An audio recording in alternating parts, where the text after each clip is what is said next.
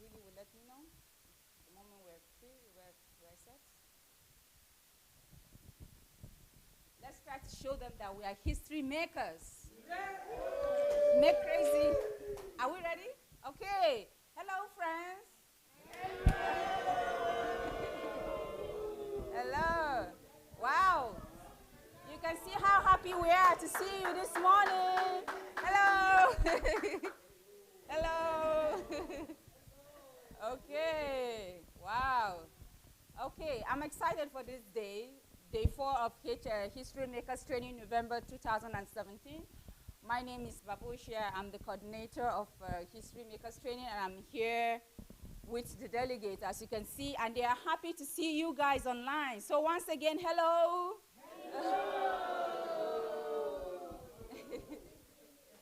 Okay. So welcome, welcome, welcome. And please go share. Yeah, let's share as we wait. And for DSA, he should be able to join us anytime from now. Once again, day 4 of History Makers Training. And I believe that by now, something is already happening with our friends over here in Kyiv, Ukraine. So as I've mentioned yesterday, we are coming up with January History Makers Training, which is actually going to be the first of its kind, because you usually have the classic History Makers Training twice a year, which is April and November. But this time around, we are making it exceptional for you guys. So as the day goes by, I'm going to mention the dates for the January History Makers Training, which I will advise you to please save the date. And for those of you that are here, if you want to also, you can go ahead and do that. It will be an awesome opportunity once again to have you. We're always excited to have you here. Always, always, always. At least for you guys that are here, you can maybe testify that we are always happy to have you over here. So as we wait on DSA, if we have any other announcements, maybe later on. For now, there is none. But I would like to invite one of you to please come and give us what you've experienced. Because I believe by now you should already have testimony. I want to 100% believe. Yeah, I want you to please share with our viewers online what you're experiencing, what is happening to you, what is happening to your mind, what is happening to your thoughts. Do you have any plans? You know, what has changed for these few days that you've spent with DSA in person? I believe it's different when you watch him online, which is good, by the way, but being with him one-on-one, I believe is a total different experience. Is that true? Yeah. So please, if anybody he wants to, help our viewers to, understand what that it means to be with DSA one-on-one in his residence, please come forward. And once again, you should tell us your name, where you're coming from, then you please tell us what you experienced. My name is PC Olaniyan. In very brief manner, when you are coming, come empty. When you come loaded, you will go empty. When I was coming, the Lord told me to bring a big basket. I don't know what God was saying. So I came with a very basket that's already loaded with rubbish. For the first few days, I had nowhere to pack what I needed until I got broken down yesterday morning. And I understood that if God, you are praying for blessings, but the cup in your hand is already filled with dirty water, and God is bringing down the water from heaven, where will it stay? For you not to miss.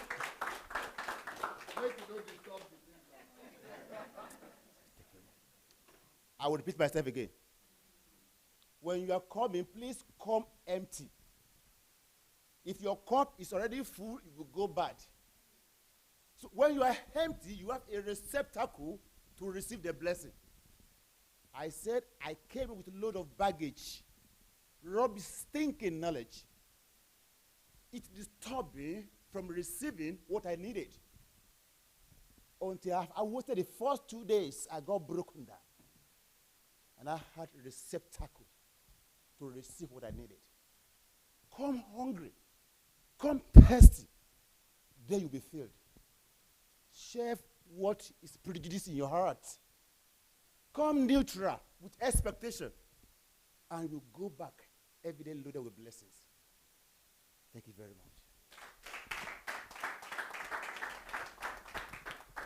Thank you. Our reader is out.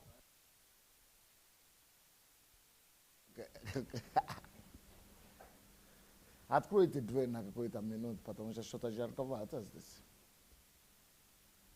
Hello, everybody.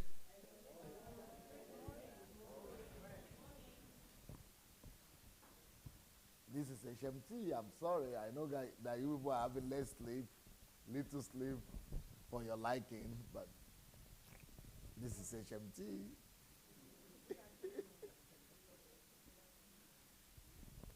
We want to try to condition you, at least challenge you to your possibilities, so that you will see that when you want to do something, you'll be able to do it. And when you go back, you might not be able to put yourself in that same stringent level. But at least when you need to, you can get yourself to do it and to attain certain results and to shut out things around you that are holding you back and go for what needs to happen. Okay, here we are. So please, we are starting our class today, continuing on the subject matter of personality. And the personalities that become history makers, or who are history makers. What qualities make a personality? Part 1. How man is made up. You are a spirit, you have a soul, and you live in a body. Body is what houses the real man, which is the spirit. Unfortunately, too many people still live as if to say the body remains the paramount part of the man. Next. I'm sure we're out on that one. We are not in that category. Eh? The soul, the most functional part of man. The soul is the command center from where the man operates, his mind and mental priorities. Now, this is where I would like us to pay attention, because a lot of Christians actually think that the spirit is their most important part of the body. Maybe it is important in the sense that that's where your life is, eternal life. But when it comes to living on the earth, your most functional part of the body is not your spirit. Your spirit is only either you are alive or you are dead. Otherwise, you don't know anything about your spirit much. You don't need to do anything much with your spirit. But the thing you need every day, that you have to interact with every day, that you need to exercise every day, that determines who you become on earth and who you become in heaven, is your soul. But unfortunately, most Christians just talk about spirit. Pray in the spirit, fast, pray, do this. But they don't emphasize the role of developing the mind and the soul. By the way, if you have not yet shared this Facebook message, this Facebook live transmission, please go and share the broadcast, go and share the Facebook. You can share it, send it to your friends, invite your friends, and tag people. Yeah, let them join us. Let them join us. Like I normally say, people who are here are paying money to be here. And not just money. They are going through some serious schedule here and exams. So just for you to be at home and be a part of it will give you some blessing. So the soul is important, and that's the most important part that we all should be talking about on a daily basis. But Hardly do you find many Christians talk about this, but it is actually the most important part of the body. Yes, please. The soul is the command center from where the man operates his mind and mental powers. The soul is where we have the operational center for our emotions and feelings. The soul houses our will, the power by which we set everything else in motion. Body, soul, emotions, thoughts, will. Consciousness, subconsciousness, spirit. Okay, let's see the diagram. This is the spirit inside here. It's the smallest, but it's also the essence of our life. I mean, the sense that it is life. This is life. But God has already done most of the work here. So we don't do most of the work here. God has done most of the work. The body is just the most visible. The body is the most visible. That's what we see outside. But the most functional, you see how many things are here. Soul as consciousness and subconsciousness. You have the emotions, feelings, thoughts, will, mind. So that's all here. And that is what we should all be talking about most of the time. Yep. Okay. No, you wanted to take the photograph? Somebody wants you to go back. Yeah. Okay. That composition of the man does not qualify man to be a personality. Unfortunately, So the fact that you have that composition of spirit, soul, and body doesn't mean that you're already a man. I mean, it doesn't qualify you to be a personality. Just the fact that you have soul, spirit, and body, the fact that a human being is a human being doesn't qualify him to be personality, to be the kind of person that God wants him to be. You just like an animal. You are existing, you are here, you are body, you are walking about, but you don't become who you need to become until you begin to walk on yourself and give life to yourself. I think it was the first day we spoke about the most important duty of everybody on earth is to give life to himself. So until you begin to give life to yourself, you remain an animal. On this earth, you remain animal. that composition of the man does not qualify man to be a personality. Unfortunately, many people do not know that human being does not mean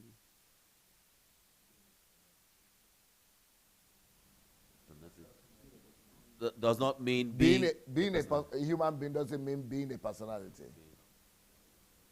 Many people do not know that being a human being does not mean being a personality. Look, wait, can you make it a little bit up because you can't read what is down? Yes, go ahead. Okay. Next. Personality is someone who has successfully formed in himself qualities that now make him to be looked upon as a deliverer of some sort. Someone who has abandoned the mundane lifestyle of mere mortals. Someone who has gone beyond the concerns for his daily bread and personal survival. Someone who lives for something of a higher cause. Someone who wants to make a difference in his world, environment, and generation. I think what you should just do, just take either a bigger book or a smaller book. Oh, you have so many books here. Oh, it's not here. Okay. Whenever you hear God... No, go back. So personality is someone who has successfully formed in himself qualities that now make him to be looked upon as a deliverer of some sort.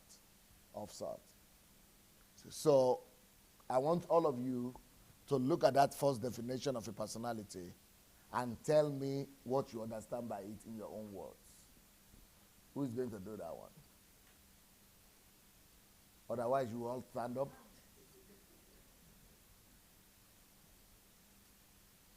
Yeah, that's okay. That's good. Yes, please. Microphone.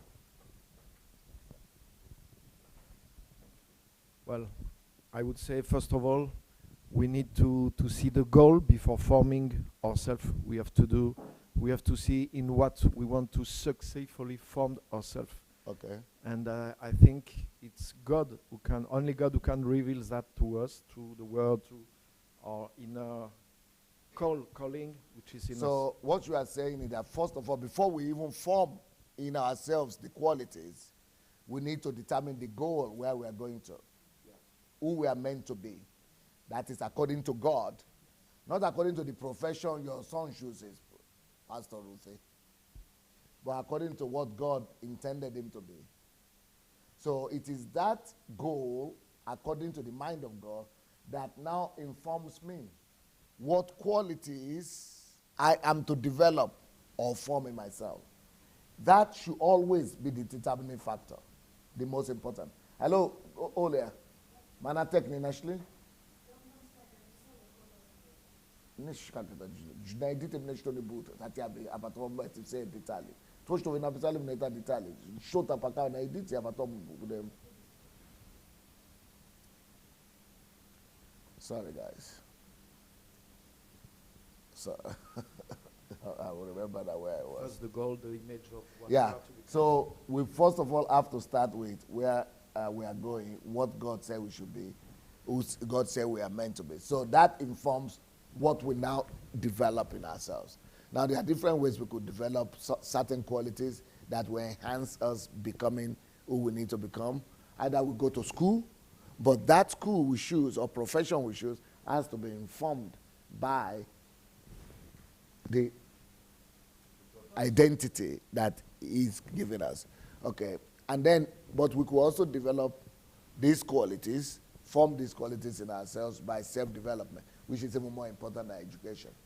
So that our self-development then revolves around the qualities that will enhance us becoming who He wants us to become. So many people always ask me, when you talk about self-education, where do I start? Do you just read everything?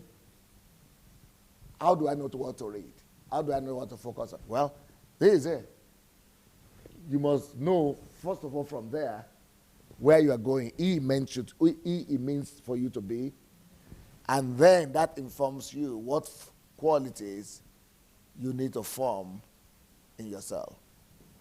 Okay, go ahead. It also means for me successfully formed. That's the part you just have said, and also there is a part we have as a Christian, and God is very involved in that to form in us His own nature, because we have to be professional, but to No beer. You are now like Pastor Sunday. Beautiful. Beautiful. Beautiful. We are not just forming in ourselves the professional qualities that will allow us to function, but we form in ourselves the qualities of God, value systems of heaven, because those are the dominant value systems and principles that we are bringing to that sphere of influence that we are supposed to dominate. We are supposed to bring the nature of God, the character of God, the principles of God, the value system of the kingdom of God. That's what changes that sphere of life where we're going to bring into. So, but that we must be the carrier of that. Yeah. So that every day we are assuming the nature of God. Yes. That for me, before Jesus said to Peter, I give you the key, He said, now you are not Simon, you are Peter. Mm-hmm. So it means you are to be. So these are the reasons why we live holy life and why we want to be better. Not because of what religious says. Don't smoke, don't drink because you are going to heaven. No. Because we love God. We want to become like Him. We want to reveal Him. We want to manifest Him. So we are not doing it out of stress or duress that, oh, you must not sin. It's not about love, sin, and death anymore for us. It's about spirit and life. We want to expand the life of God. We have the Spirit of Christ. So it's totally different. It's a different motivation. And the third thing I see here, to be able to abandon the mundane lifestyle or mere mortal. That's what we are viewing in your book. how to escape Uncle Sam's system, and that's another part, because if I'm sexually formed, but if I am prisoner of a worldly lifestyle, I could only maybe use my free time to be Maybe 20% Yes. of your life for God. But it's supposed to be the opposite. 80% of our lives for God on a daily basis. And just 20% for mundane things. So I have also to work and have a real practical plan to abandon the mundane lifestyle, not only in my habits, but in my time. I have to rescue my time so that Well Yeah. said. Rescue my time. Well, good choice of word. Rescue my time. Well said. so that my complete life could be in my goal, to be a deliverer of some part of the world. I want somebody else to come forward and tell me what you are saying in that first part. What's your, how you are understanding that? He actually touched on two. These are 2 points that he mentioned. He touched on. These are different points. 1, 2. So a personality is someone who has successfully formed in himself qualities that now make him to be looked upon as a deliverer of some sort. Because he didn't touch on the last part of that. You didn't talk. So anybody wants to? Yeah, please come.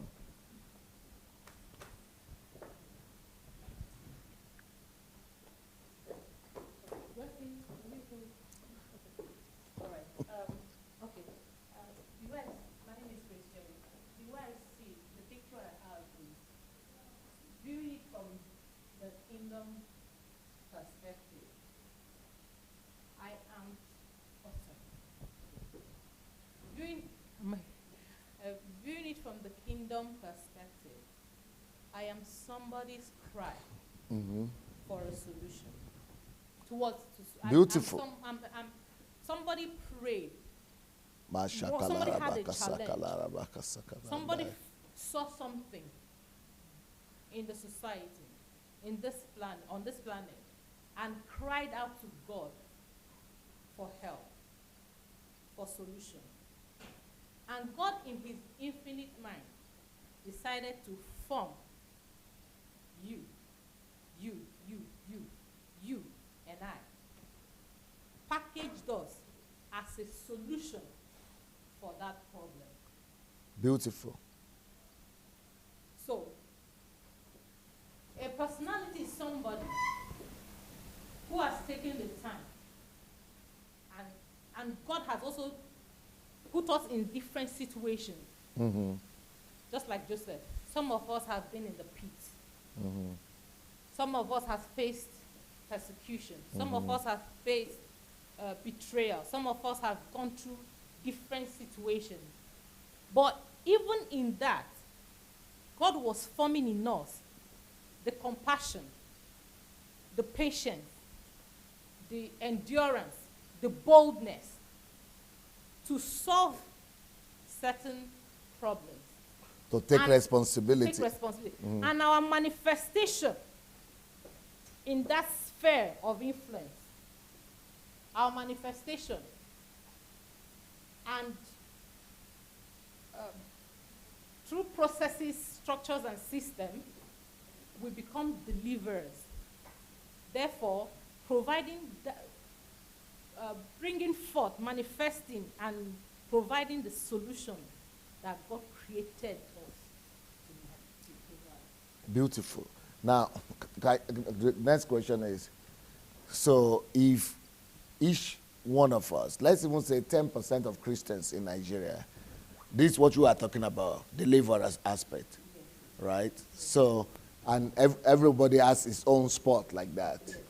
And this is the whole Nigeria or the whole world. And every sphere represents some problems, some issues, and if everybody is occupying his own place, not as a job, but as a deliverer, what country will we have? Wow. Paradise.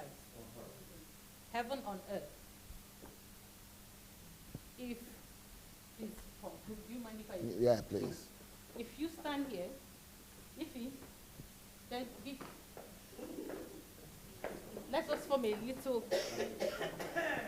Bible says that God sought for a man that will stand in the gap. It's not just prayers. God is looking for men that will stand in the electricity gap, poverty gap, medical gap. Somebody that will be an advocate for the poor, the less privileged. Somebody that will stand up and educate people about mental illness. Somebody that will stand up and educate people about polio. Somebody that will stand up and educate people about autism. Somebody that will stand up and educate people about Down syndrome. If we all take our place, let's hold hands. United. We're not just united as part, we're in the same country, but we are united as deliverers. There are people that have been in bondage for 400 years. You are the Moses they are waiting for. You are the only one they are waiting for. You are the one that will ignite the fire, that will burn. Stop praying for revival. Go and find out why God sent you here on earth. And go take your place. There's no need for planes to be crashing because God has sent deliverers. Yeah. There's no need for people to be falling down and saying they have a Ogbanje spirit. God has sent deliverers. Yeah. There should be no need for poverty. Can you imagine this year or last year, tomato was scarce in Nigeria? For what? Deliverers have been sent that should have planned 7 years ahead of time. Yes. So that there will be abundance throughout the year. There are agricultural deliverers.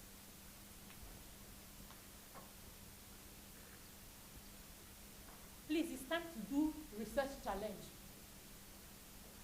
Research challenge. Let's spend hours in the night researching.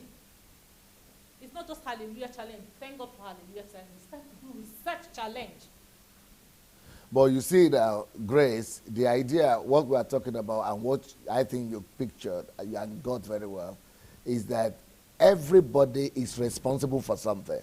Now that tomato challenge, that tomato scarcity, somebody who has been called to go into the field of agriculture, and not just agriculture, but specifically tomato, is becoming a parish pastor. That person that is supposed to fix the electricity is the choir leader. And the person who is supposed to fix hospitals is on the mountain. Prayer warrior on the mountain. Street light. Going to wait for pastor to touch the pastor's seat or pastor's garment. Looking for what? Yahama. So, research we are talking about is more about how each individual will find out and discover himself. And we already have a lot of helps. I don't think we have the book, Who Am I, do we? You know, people can get Who Am I. People can go to YouTube or SoundCloud, listen to that old CD. Because it's not difficult to discover who you are. It's in you. Those things we are just talking about just help for you to listen to yourself and unveil yourself. So it's already in you. Now, unfortunately, in churches today, they tell you you are only called if you are called into fivefold ministry. So because of that, everybody is sitting down, I'm not called to the fivefold ministry, so I'm useless. Or I'm called, I'm just going to be fivefold minister. Otherwise, I'm working in the secular world. It's totally messed up. People don't know that the earth is the Lord's. And the goodness thereof. And the fullness thereof. And so, everybody is supposed to restore back that whole earth to God. Bring God's glory and honor and justice and everything. And occupy the whole place. with the virtues and the values of the kingdom. That way, we are fulfilling our calling. But in Nigeria now, they have made everybody to think in terms of calling only when you can talk. Everybody's just talking from the Bible, mainly, preaching. And that's when you are fulfilling calling. But nobody to do anything practical. Nobody to plant the tomatoes and they fix the road. And I think that's not serving God. You are serving God when you are clean and in dress and talking. Just talk. So it's going to be the industries. And when we just tell them, oh, they are working in the secular world. Oh, it's not in the ministry. Or, you know. But we could make our work, any work, if that is what God is calling us to, that is ministry. So who am I? There is a book like this. Who am I? It's on Amazon, everywhere. People think this is a very book. In fact, I used to have other books that used to be the most popular, but once I released this one, it became the bestseller.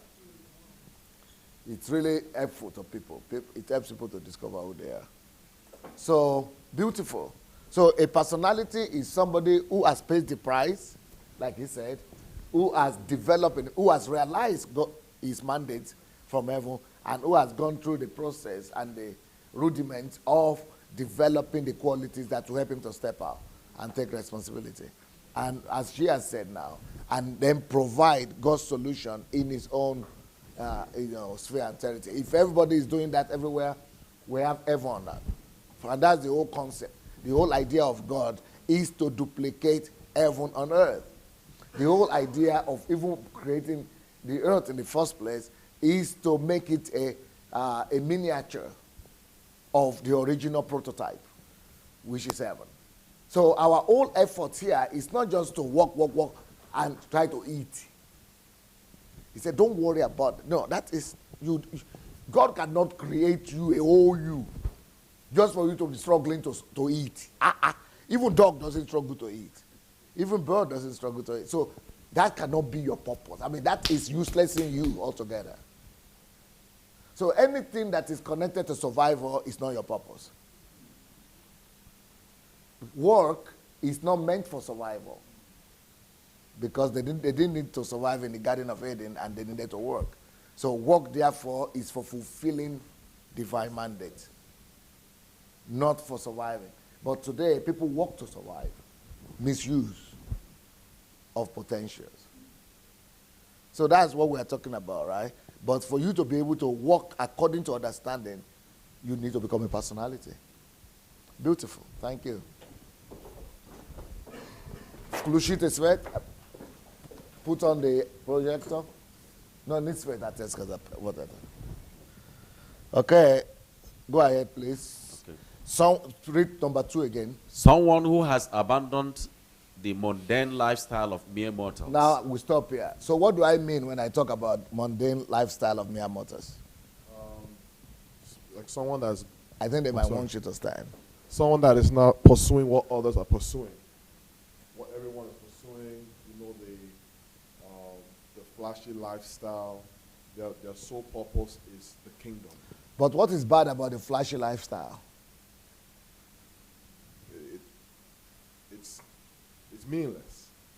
It's pointless. Okay. It's not why you're here. Okay. Because the Bible says, seek ye first the kingdom. Those things are supposed to follow you, not you going after it. So you are trying to say that the flashy lifestyle by itself might not necessarily be bad. If it's being used... It's selfish. Yes. But you're not pursuing it. Yes. You're seeking first the kingdom. Because you said it will follow you. So if the flashy lifestyle will still follow you, so it might not be bad, it's just where you place it. Yes. Is that what you're trying to say? Yes. Okay, then that's correct. It's good to look nice, to have everything if you want to have it, but where do you place it? Is it the one you are pursuing? Then it's wrong. Or you don't even seek it. You don't even focus on it. You don't even look at it. But it's still there for you anyway to be used. But the right lifestyle is, life is about attachment. Remember that. Life is about entanglement. Life is about, what's the third word? Attachment, entanglement, bondage. That's what life, that's one of the major things in life. Entanglement, attachment, bonding.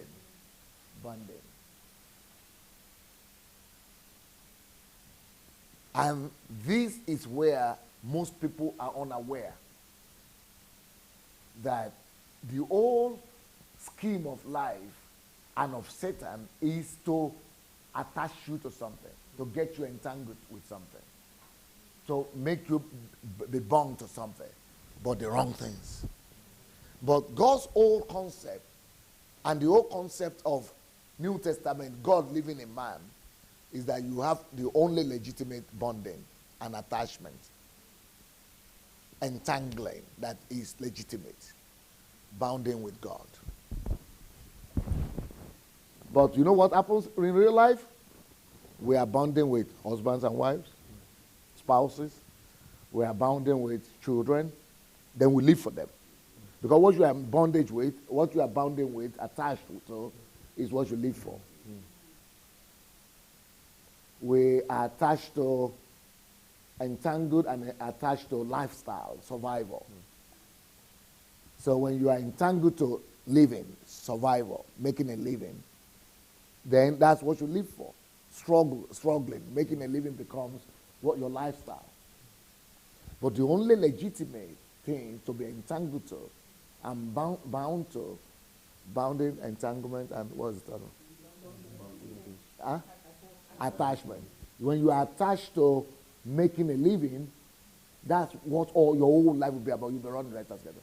But the only thing, legitimate thing to be attached to and entangled with is to God. That's why God comes to live in your heart. That's why you are supposed to be one with him, entangled with him, bounded with him. And then, when you are bonding with God like that, it means you are bonding with only his purpose, his will, his character, his wishes. The only legitimate bonding and attachment is attachment to God. That's why Jesus says, I come with a sword to separate you from all other attachment and entanglement. So that you will now be attached and bound to the only one that. So what is sin, therefore? Sin, therefore, is something that tries to come between you and detach you from your Father. You see? So I'm not sinning because I don't want to go to hell or something. No, because I'm removing obstacles that is coming between me and mine. But not only sin in the sense of smoking or drinking or sex or something, but sin in terms of elevating any other thing above my love and my attachment with him. Anything I begin to elevate in my heart becomes a sin that divides me. So sin, therefore, in the New Testament is anything that divides, that detaches you from your only legitimate attachment. So sin, therefore, is anything that separates you, that takes you far, that makes you to be going away from the only legitimate attachment. So that's a sin. So it could be your job. It could be your family. It could be your children. That is a sin. Now, the only right thing to do in life is anything that brings you closer, to your only legitimate attachment. His purpose, his will, his pursuit.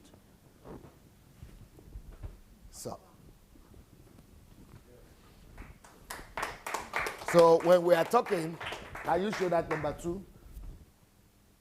So when we are talking about someone who has abandoned the mundane lifestyle, that is someone who has detached himself from the mundane lifestyle. What is mundane lifestyle? That is, you are attached to survival. You are trying to make a living. That's your attachment. You are driven by it. But when you detach from there, and you are attached to God, you are still working, And in the physical, it's like he's working, you are working. In the physical, he's working 5 hours, 10 hours a day, you are working 10 hours a day. But in the real sense, you are working for a living, to make a living, to survive. The work and survival is your essence, is your Lord, is what drives you. So it's about what drives you. But this other person that is working also 8-10 hours a day, but is just using the work that he's doing as a means to glorifying the master. It's just his territory. He's bringing the glory of the master there. He's pursuing the goals of God for his life. The purpose of God for his life is, you see, it's about what is driving. So this one is being driven by survival. This one is being driven by eternal purpose, to please the master. And then it's not just being driven, because a lot of people could be Christians, and you are also saying, I am working for God, but it's like you are also being driven by God, but you are not really being driven to where, according to pattern. You might say, oh, I'm a Christian, but I want to also do something good. So you are just doing guesswork.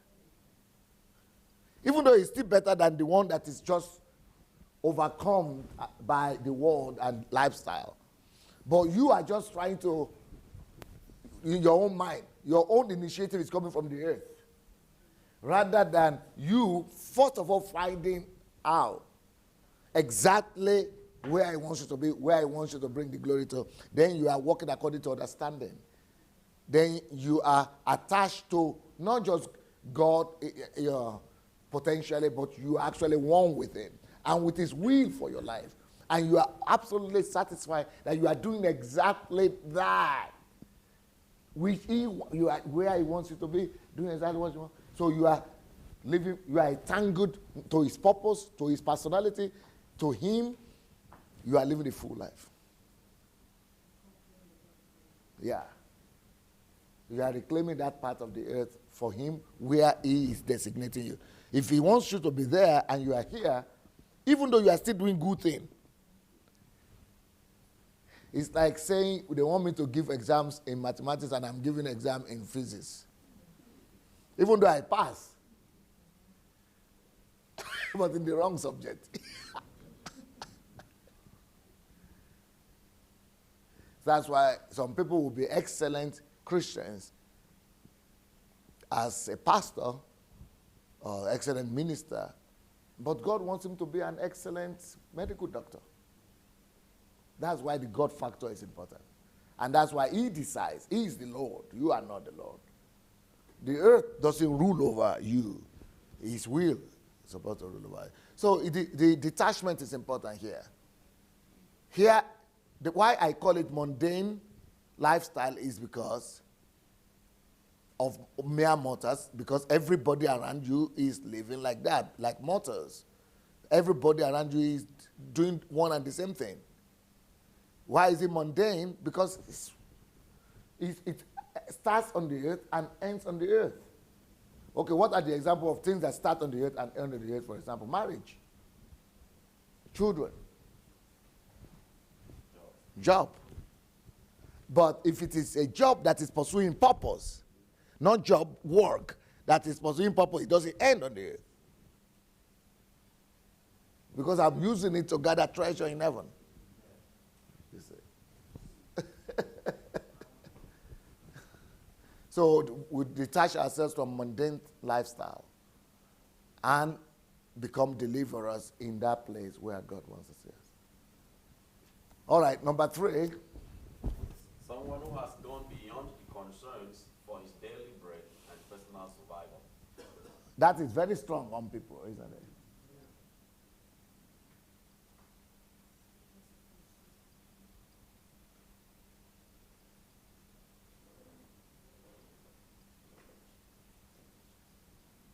Anybody wants to say anything about it? Yeah. Because, I mean, as men, the Bible says You need to provide for the family. So I was thinking that, well, the Bible says that a man that doesn't provide his home is It's worse than our own building.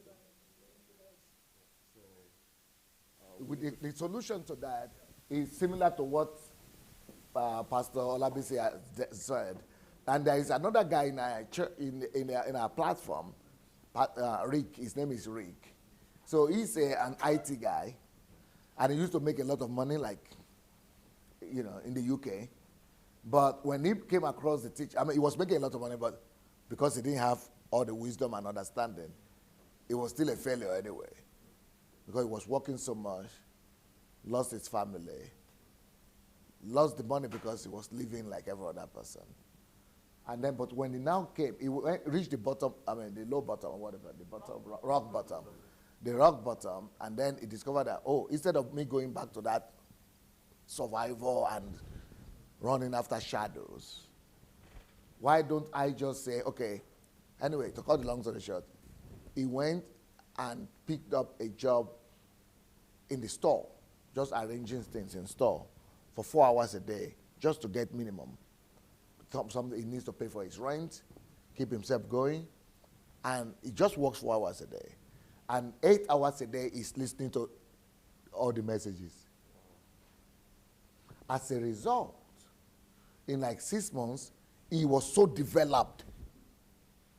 See what 6 months of listening to messages can do for people?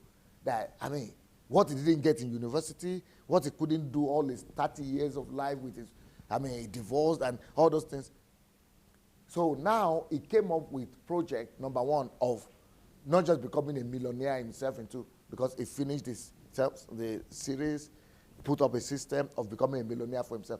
Even though you see how wisdom comes in. Right now I'm working on pennies, just making ends meet. But I know why I'm doing it. I am building a greater future. But while he was not just working 4 hours but making pennies, he had time to get understanding and wisdom, because every house is built by wisdom. Life is built by wisdom.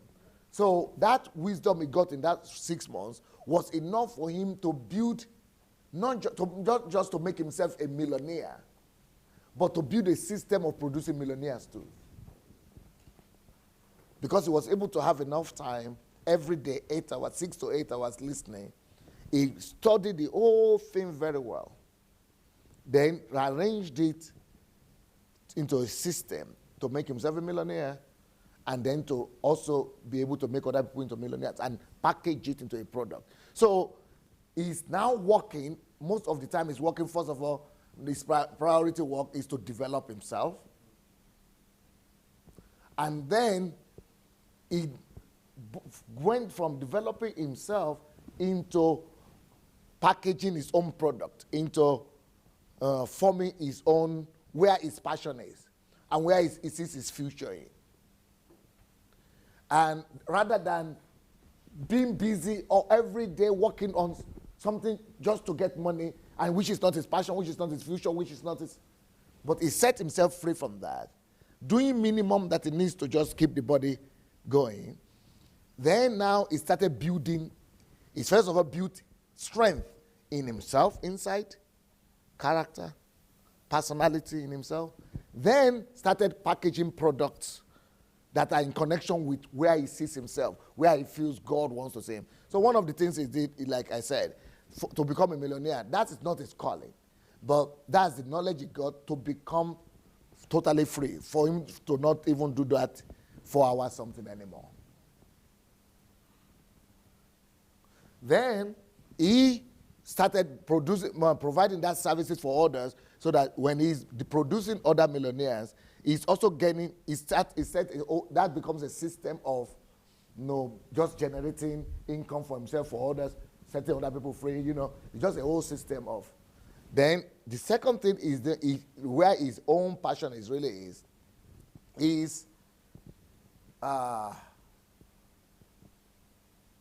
writing books, solutions for people. So he started doing that. Then, but while he was developing himself, he also discovered that, I know so much now in these 6 months, that he started getting ideas on how to provide solutions for the city he's living in England. So he started writing projects for the government.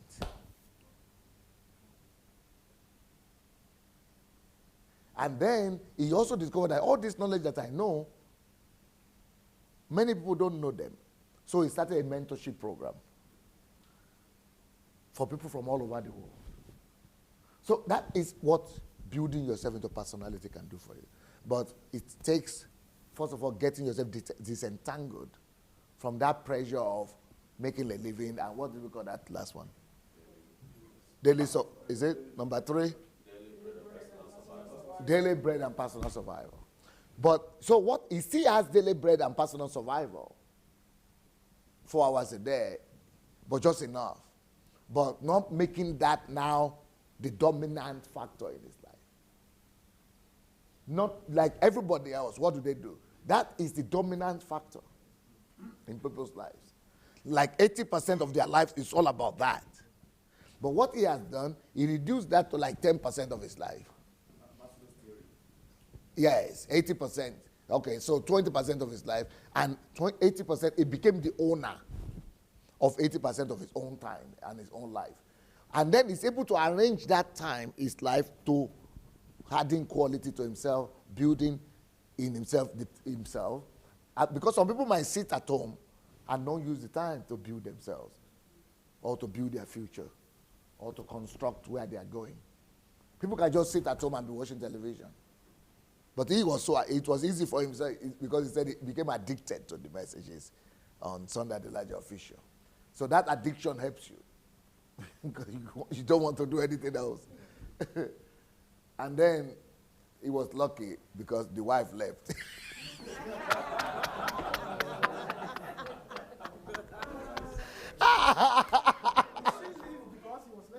No, that was before. He had hit the rock bottom.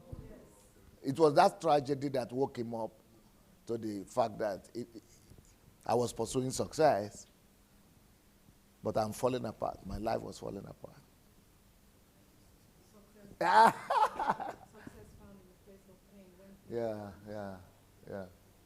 So it is the tragedy that led him to the greatest discovery of his life. So, I'm just trying to say, all of us can make the shift. Where is that? There are some books here that also will help us to make the shift. How to build your financial future, how to regain your lost life, Uncle Sam, money won't make you rich. A lot of other resources that I have there, that mentality, poverty mindset and abundance mindset. So a lot of things that could really help people make that shift without necessarily, because a lot of people who even understand that they are just suffering. They know that they shouldn't be working for Consamo, but they cannot, escape. But maybe there are some people, though, who are able to still maintain the 8-hour Uncle Sam job and still be able to, find time to build an alternative something. That is also possible, but then you have to be very organized. Yeah. What I was speaking about this, how to regain your lost life, Uncle Sam.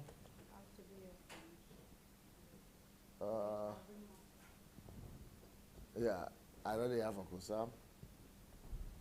Yeah, anyway, just go to Facebook, whatever they call it, Amazon.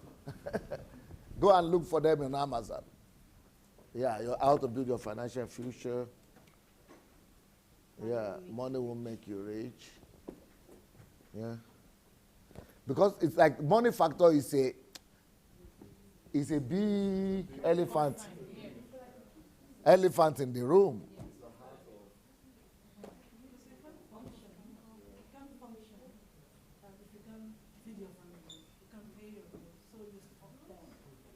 Especially if you have a wife, huh? Children, especially children. Because if you don't have time to even go anywhere, I had freed myself. Then a grandchild came from nowhere, and now I've sat down for 3 years. So it's because I wanted my child to make success, for her life not to stop. So I stopped myself for 3 years now. Even though I made that conscious decision to have one child so that I can be free. So sometimes circumstances just brings you to where you don't want to be. But learning what I'm learning today, I can free myself, and I know how to do it, detangle, and have. What about the grandchild? Oh, I can still incorporate it, but I have be conscious of my time, and time management, and lose sleep if I have to. And but the first thing is to go into solitude. Yes, yes, yes. And find my purpose Yes, from heaven to earth. Yeah. And that's all. That's the starting point.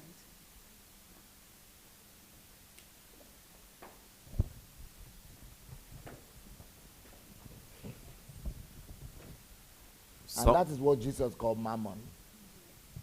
That it is either you are living for God or you are living for mammon. But it's so subtle, and we don't want to admit it, that it's mammon we are living for.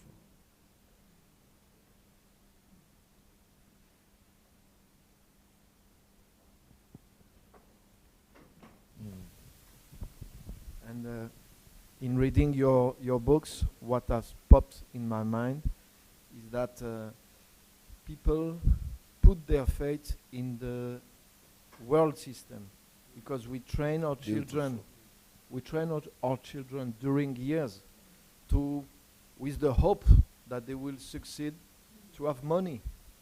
But what is biblically true is that there is another system, which is the kingdom. And the goal, our purpose, connect us at this system. And God say, why don't you have faith in my system? Because you are able to raise your children during years for a system. So you put your faith in this system. And there is a system. The kingdom of God is a system who will sustain you. When Jesus say, look at the bird in the tree, they don't sow nor reap, but they eat. Some Christians may think, oh, it means that we have to do nothing. But the first ones who are awake in the morning are the birds. And sometimes they awake us because they sing. And what I have understood is that they are doing what they were created to do. And so they are connected to the kingdom, so they have the resources of the kingdom. No. Let him finish. So convert that to us, to human beings. It means that for a Christian, you have to realize that, and Jesus, God, proposes us another system, which is the God system. And what connects us to this system with a financial system, a sustained system also, is our Talk purpose. to him now. He's the one talking. Babusha. It's He's the one talking. Turn the light to him. That's what she's telling you. You see what she's doing? oh, I can. And turn it to her, to him. Yeah, now it's okay. Okay, so the kingdom of God is also a financial system which is able to sustain us. No, okay. What you are saying is that the birds, God supplied them. They don't need to worry about what they eat and where they live, and because God sustains them. Okay, provides for them. And the reason is, and they work. We think they don't work, but they work hard. And they wake, it was saying that they actually wake up earlier than us. Yes. And because they are waking up at 5 o'clock singing and wake us up. Yeah. So they are working, but we are working fulfilling purpose. That's why God's resources is available to them. They are pursuing the kingdom of God, the kingdom purpose for their lives. And thanks to pursuing the kingdom purpose for their lives, kingdom resources is available to them. You see the same principle: seek ye first the kingdom of God, and all other things will be available to you. But now to turn it to us as human beings, it means that God is only obliged to provide everything for us, to release everything to us, only as much as we are committed to kingdom purposes. Your commitment to kingdom purposes releases kingdom resources upon your life. So what that means for us is that I first of all must find out what that kingdom purpose for me is, and then work as hard as the birds are working, or as any other person is working. Commit myself to bringing that picture, that kingdom expectation for my life down to the earth, creating that reality of the kingdom. What I've seen in the spirit, like for example, I'm seeing in the spirit how to create electricity. That's my burden. I'm studying harder than unbeliever, to get the skills on how to provide electricity. Then working hard and putting infrastructure and network in place to be able to bring that to pass. Not working 8 hours because I need salary, but working hard to bring God's expectations and God's pictures down to the earth. As I'm doing that, the thing I'm producing, even without thinking about money or resources, is overflowing with provisions. And I'm having much more than anybody could ever pay me, because I am creating solutions that is, needful to people, and as a result, the quality services and goods that I'm producing is uncomparable, because I've done it as for God, and everybody needs them, and they are exchanging that which I'm producing for, some compensation and money that I'm getting as a result. But that's not my pursuit. My pursuit is just to keep on doing what I'm doing. That's why the resources I'm getting is even multiplying. The wealth is multiplying, but I'm not even looking at that anymore again. I'm still pursuing, bringing to pass the will of God, even though I'm still getting a lot of resource provision. That's why you will have much more than you could imagine when you live for the kingdom.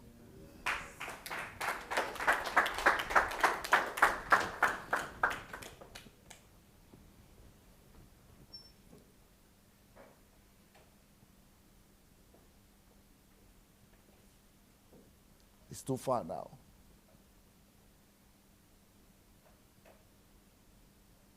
Someone who lives for something of a higher cause. Someone who wants to make a difference in his world, environment, and generation. A man on a mission. Someone who lives for something of a higher cause. I think we deal with that. What is something of a higher cause? Now you the answer. Now let's go back to that wish, not to Yedepo. What was the London guy? Matthew or Shimon. Let's go back to what he was saying. I have 2 sons, or whatever, how many sons? 3 children. One is this, one is in the bank, one is this, one is this, and they are all serving the Lord. If you want the same, bring the money to me, and you are going to get that grace. Yeah, that's what the guy said. I'm the witch doctor. But it's all about him, though. It's not about me. And because of people have greed and lust, instead of follow truth and cause and effect principles. So they want magic. So they want to just do things out of superstition. And because the Christianity that we are practicing in our churches today is that promotes more superstitious beliefs. Something will just happen out of nowhere, as if God is not logical. And that's what people pursue. They call it miracles, breakthrough. They have names for it. Some miracles, some breakthrough. As if God doesn't have a system as if God doesn't have a pattern into his actions. And God has a pattern in everything. God is a systemic God. So, I don't need to give him that money. I just need to have a relationship with my Father.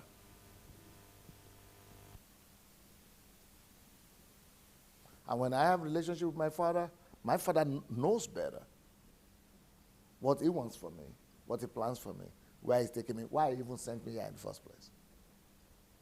That guy that is asking me to bring money to him, he doesn't know. He doesn't even have an idea. He's in the bush himself. He's in darkness. He just accidentally has some results and he's now saying, you two come and follow me by accident. And he's reaping from that. But nobody knows the future of any other person apart from him. And even for his own children that he's using as example, I'm not even sure they are fulfilling heaven's desire or God's heartbeat for their lives. But it doesn't even connect it with him. I just say, I'm the one who is blessed. God has blessed me, so I'm the lucky guy. I'm the one who has special favor with God. So if you want to have some of that favor, he's a bartender. He's a middleman. He even had the audacity to ask people to pay 1,000 naira for the number of years they've lived on earth, or $1,000 for the number of years you've lived on earth. And if you think it's not enough, add your children's age, number of years they live. And people came out and stood in line to pay for the number of years they've lived on earth. What an atrocity. Matthew Oshimolo, and he lives here. And he was doing it in Nigeria, where poverty. Yeah. So, but the real master plan is to get in touch with the master planner.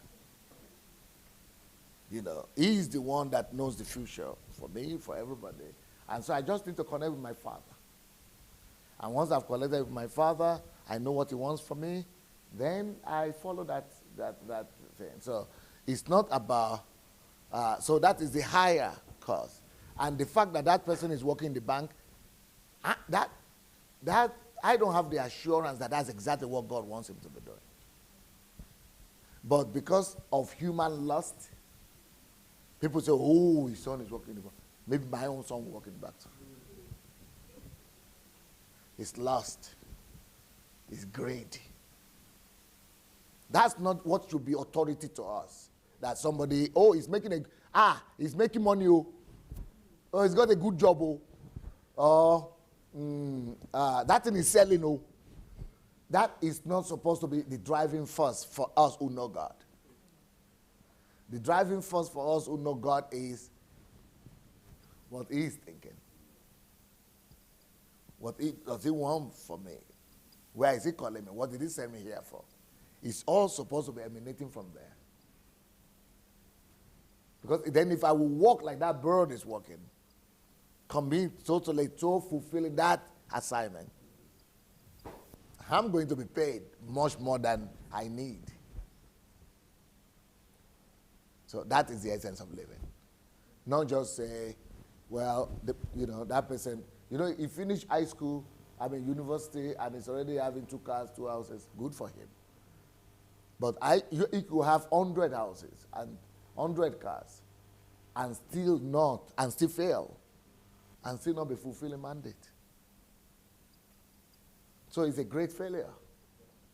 But in the eyes of men, it's like a success. That's why Jesus said that what is highly esteemed in the eye of man is often an abomination in the eye of God. We don't want to live a life that will be assessed as abomination eventually. But we shouldn't also think that to pursue the will of God doesn't guarantee your success. It's the opposite. To actually pursue the will of God guarantees you success in the eye of God and also material and financial success.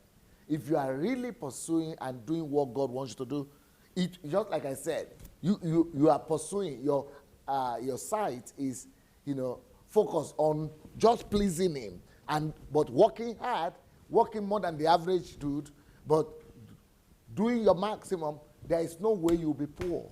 Yes. You might be poor in the beginning because every big thing starts small. But if you keep on being focused and doing your best, working harder than everybody else, pleasing him as unto the Lord, not as unto man, even if you are poor on the earth, your generation will never be poor. Because most of these people, they were working, they were in the laboratories, and in their lifetime, they were all poor, really. But it is after they died that people discover what they have done. And their generations and their names and everything remain in history, and you understand? So God is not, we cannot just put God in a box and say, okay, we have to guarantee you that you have to be rich now. But just focus on pleasing him, on doing your best for him.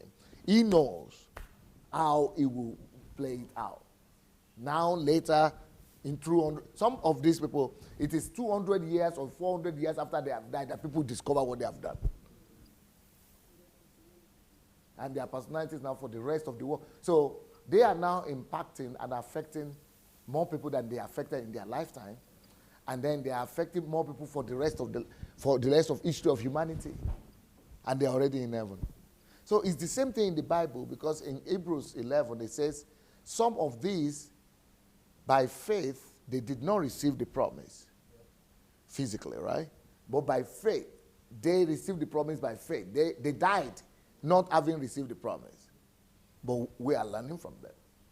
They died not having received the promise, but they are in the annal of history. They are in the history book. So faith sometimes is not always being measured by physical things alone. Like, for example, what I'm doing, I am very, very sure that the greatest reward for my work, apart from heaven, and for my activities and my efforts, is never going to be, I'm never going to be acknowledged to the extent of to the level and extent of the labor, to the extent that I probably deserve to be recognized. I will never be recognized as much, maybe in my lifetime. Because it will probably take a few generations for them to really see the scope and the extent and the magnitude of what I'm doing right now. Right now, in my own lifetime, people who will be recognized will always be the noisemakers and people who don't really have content but who want to create emotions for people. So people will be generating emotions. Oh, now, yeah, breakthrough demons, it will go, they will release you, be delivered. Emotions, people follow emotions, instant, because that's instant. What makes you feel good? So those are probably the people who will be recognized and will celebrated more. But when emotions die down fast, but truth lingers. So it is people, when later on emotions have died down, then they begin to look for truth. That is probably when people will begin to, and I might not even be here by then, then they will begin to realize. But that's just God's way of measurement is different from human way of measurement. So if you are going to be looking for human way of measurement and human way of accolade, then you'll be deceived. So that's why you should focus on, just know that you are, at least so God is your witness, so that you are doing your best to please and glorify him. So a lot of times people, okay, like I'm talking about Matthew, right? I mean, I've spoken to him so many times, and he wanted me to come to London to visit to him and, invite him. But I would never go to his place because that time he used to invite me. He was inviting people to speak for him, like the guy with the muzzle in America. Well, he died now. Eddie Long, the money guy, Murdoch, and, all kind of guys with all the ropes and things. And then T.D. Jakes, yeah. Neta Otabel or Yedepo. But so I couldn't imagine myself in those companies. So I just keep off. No. Because, it's a different, I'm not interested in that. So some people say, even our common friends, so his friends who are my friends will say, but you people are the two leading Nigerians in Europe now. Connect and, and do something together. But I can't because, so I'm not even interested. So they're going to know me, they're not going to know me, I don't care. Because I am looking at things at a different, in a different way. I just want to make sure I am, doing what I need to do. So a lot of things could be done, like other people are doing it, but you discover that if you are allowing your control center, what do you call it, the monitor or whatever, to be from there, you are often going to be doing the opposite of what other people are doing. And maybe even go in the opposite direction of what other people are going, where other people are going. Yeah, and okay, like I had to do a video to all my friends and say, forget about me. You know, you are free to go. That's what I did. I did a video like that. Because, you know, I'm just tired of people trying to convince me to, because they are coming from a perspective of, you know, you are going to lose friends or, you know, offend people or, but if you are committed to him and making him happy, his heart happy, and doing what he wants, yeah, just believe him.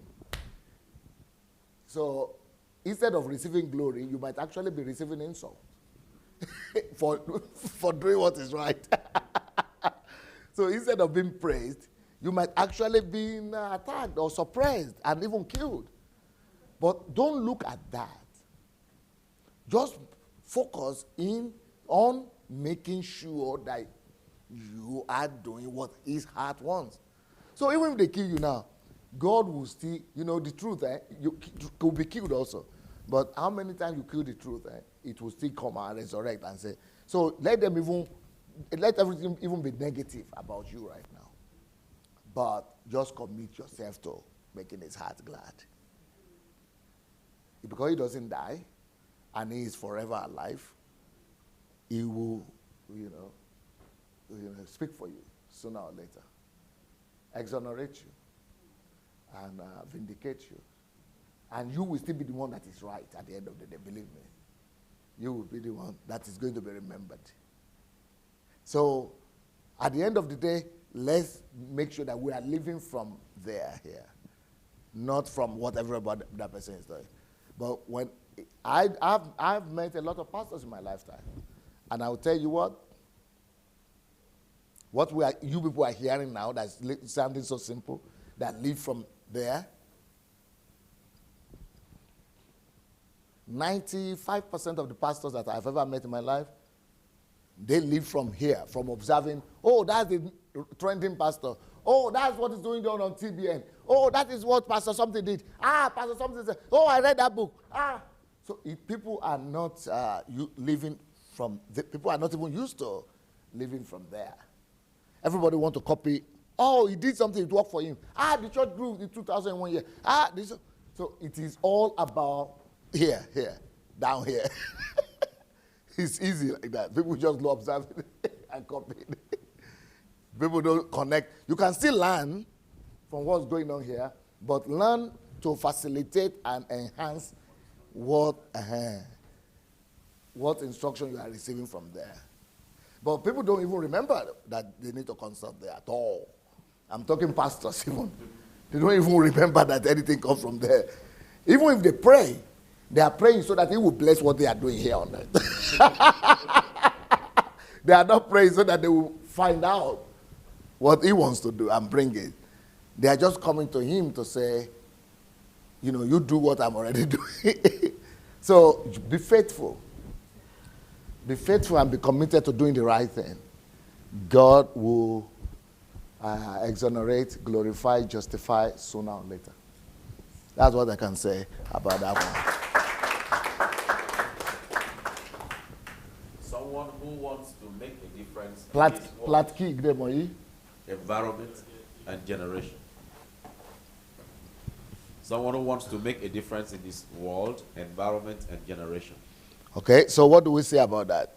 A personality is someone who wants to make a difference in his world, environment, and generation. What do we say about that? Yeah, want to speak? Yeah. Any one of the two. Grace want to speak, Olabisi want to speak, so give it to one.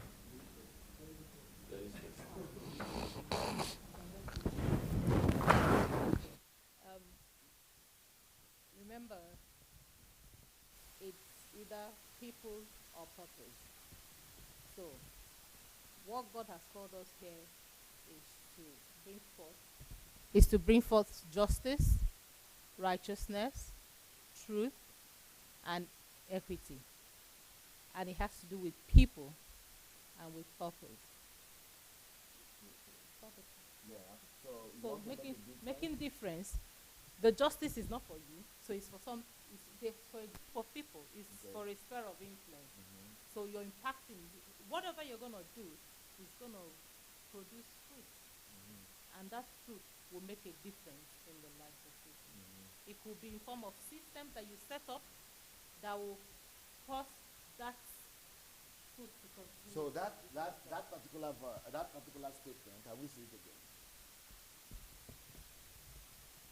Where is it? That particular statement. Someone who wants to make a difference in his world, environment, and generation. You should also know that we are talking from the perspective of not just making a difference, but making a difference is also attached to heaven again, the kingdom. Because the whole idea and concept of God is that heaven's reality will form the reality of earth. That anything we are seeing on the earth here now today is a reflection of what already obtains in heaven. For example, the reason why we have light, all this light, the concept of light, it didn't come from the earth though. The concept of light is because there is no darkness in heaven at all. Heaven is full of light all the time, 24 hours. So the fact that we could have light here is just a duplication of heaven's reality. So if we are talking about someone who wants to make a difference in the world, environment, and generation, so what is the difference I want to make? I want to find out something that is heaven's reality, that is not prevalent in my world, in my environment, that is not being reflected in my generation. For example, in my generation or in my environment, I see kids who can go to school, 10 million kids who can go to school. That is not heaven's reality. Heaven's reality is opportunities. Heaven's reality is satisfaction, joy, promotion. I know heaven's reality is love. Heaven's reality. So it's about not just making a difference. What difference? It's about making a difference in making heaven be reflected. If I see all these women who are widows suffering and there are no tears in heaven, and the kingdom of God is joy, righteousness, and peace, these people are not experiencing any joy. I want to bring that reality of heaven that they are missing. The heaven that they are not experiencing. I want to create in them. The youth who are purposeless. They are looking for fun. They are jumping, they are dancing, they are getting naked. I know exactly what they want. Why are they going naked and dancing and doing like that? Because they don't have purpose, no purposeful thing to do, no direction. So I help them with direction. God is a God of purpose. He's the Alpha and Omega. He doesn't do anything without a purpose. He thinks out everything. So I help the youth to see their future. What do you want to see in the next? How do you see your life in the next 10 years, in the next 20 years? Okay, let's map it out. What is your potential? Discover yourself. What do you have? Okay, let's put it down. This is where you are. This is where you can be. Let's begin to put things. It will dress up. You stop running about, jumping. When he sees perspective, when he sees future for himself, he gets a goal. He begins to move towards it. I give him purpose. He's stop all the rubbish he's doing. Because the reason he's doing all the rubbish is because he doesn't have direction, no purpose, nothing to live for. He's trying to discover it. That's bringing heaven's reality, heaven's idea, heaven's nature, God's nature into the reality of those children. Why do I want to build a beautiful country where there is light? Because there is light in heaven. Where there is no dark, when people are having electricity, no dark. Why do I want to build a beautiful country where everybody has a good community, green community, road? Because heaven is being described to us as the most beautiful of places. that the earth cannot even comprehend. I want to replicate that on earth so that everywhere you go, every country is full of beauty that reflects the beauty of where we're heading. So a personality is somebody who makes a difference, not just chaotically, just make some difference, just do something so that people will applaud you. Is bringing about the original, the prototype, the master plan, and reflecting that master plan is all about him. You see, you must realize that even the earth itself, the whole earth, the whole thing, the earth, was created as a miniature, as a duplication of heaven. A man created to be the manager, the Lord, the God. Just like God himself is the original. We are just like a copy. Just like the earth itself is a copy of heaven. We are a copy of the Father in heaven. So that we become fathers here. So that we will rule and manage and put things in order and reflect his nature. So the whole of the earth is a copy of something. So I need a mirror. I need vision into how the original looks, so that I'll be able to know what to put in order here to reflect the original. If I don't see the original picture, I will not know what to build here. That's how life is supposed to be lived on earth. Not just as try and error. Unfortunately, most countries today, they don't duplicate. Because they don't heaven. Because they don't know that that's the original. Some people think original is America. So they go to America and copy some systems. Now that America is doing gay and other things, what are the other things? Abortion and things. They are now confused.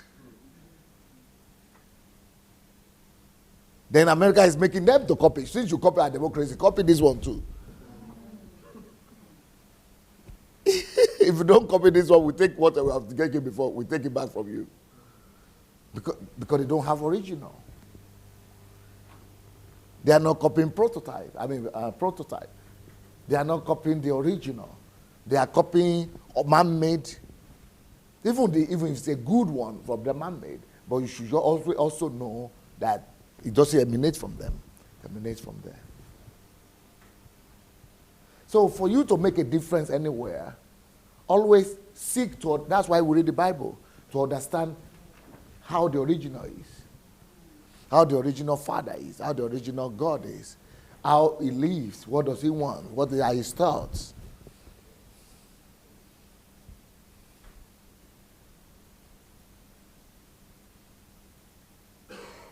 That's why God created us all to be copycats. That's our nature. We want to copy something. Everybody. We want to learn. Why?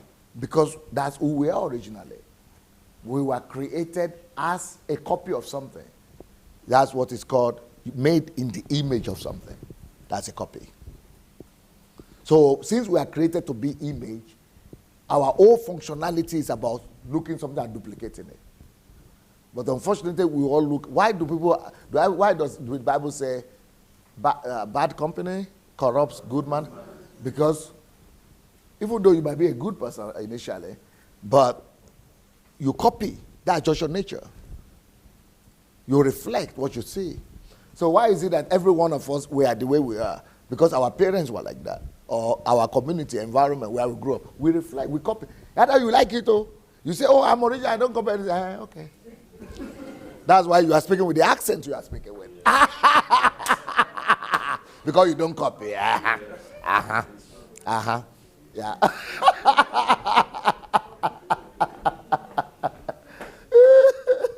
All of us are copycats.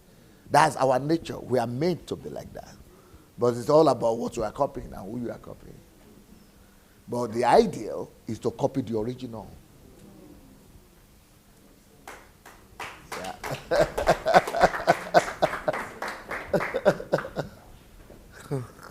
So to make a difference in our world, environment, and generation has to be informed, has to be informally done, has to be optimally done, not just chaotically done. Yes, please. So I want to swallow my words, but I won't swallow it. Permit me to use mental health concept Yes, sir. to explain it. Okay. That phraseology is talking about a change agent. About a change agent. If you see a client who's mentally very psychotic, very unwell,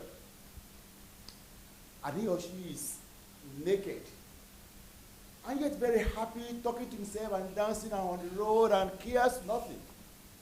Like my brother saw when he went to Ghana. The client has no insight. He feels on top of the world, living a different world. But he saw him and he was crying his heart because he has insight, but the client has no insight. For you to be at a change agent that God wants, then you understand, your eyes have been opened to see. Have a look how the heaven looks like. You become disturbed, uncomfortable to rebirth the heaven on earth. So when you are still sightless, you can't change. You only corrupt again and make them worse than you met them. So as a change agent, either positive or negative, we all change people one way or the other. When I was much younger than this, my elementary school, there was a man in my village. His name is Ezekiel. You may not remember me, but I remember him. He was popular for being a soccer player, but his leg was a bit bowed like this. But God created my legs very, very straight. I thought because of the shape of the leg, I began to walk like that. And I was becoming distorted. Because you wanted to become popular soccer player. But I began to walk like he was walking. And that was not the way my leg was made. I don't know whether I understand what I'm saying. Today, that's not the original. That was not today people copy geos. Somebody shout. God does not make your voice like that.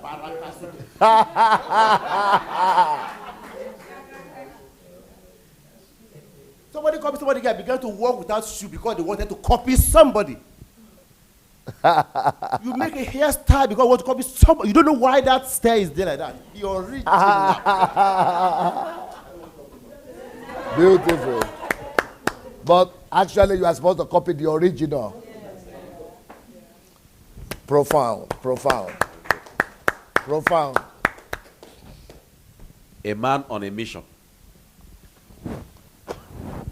Whenever you hear God is looking for a man, he is talking about men who have formed their personalities, men who have made their choice, men who have burnt the bridge, men who have decided not to look back, men who have decided to leave their footprints on the sand of history, men who have chosen to forego comfort for the larger good of others, men whom others emulate, men who live an exemplary life. Stop.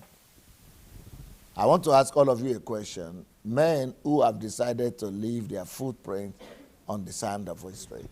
I want all of you to stand up one by one, and tell me, what do you think? Do you think you will still make it to leave your footprint on the sand of history? If yes, in what aspect of life? What area? One by one. From anywhere. Footprint on the sand of history. I really do think it's still possible. not. It's still possible. You're Yeah. so young. Yeah, I'm young, but I'm talking in general because I believe that if you are alive, You have all the time. yeah, I have all the time, so I have no excuse. I have no excuse. Come forward, come forward. Yeah, I believe I have no excuse, but in general, as long as you are alive and you have breath in your lungs, you can still do something. So, you. No, talk about you. Oh, me? Will you leave your footprint? Definitely, In definitely. What area? I want to reach the youth in Holland. So, I'm going to do everything to become a personality, to research my soul, and not just as you Spirit. just being busy with the spirit, but researching myself, knowing who I am, finding my passion, and do everything for it. So To be able to leave a lasting impact on the youth of Yeah. Holland. Okay, good. That's good enough.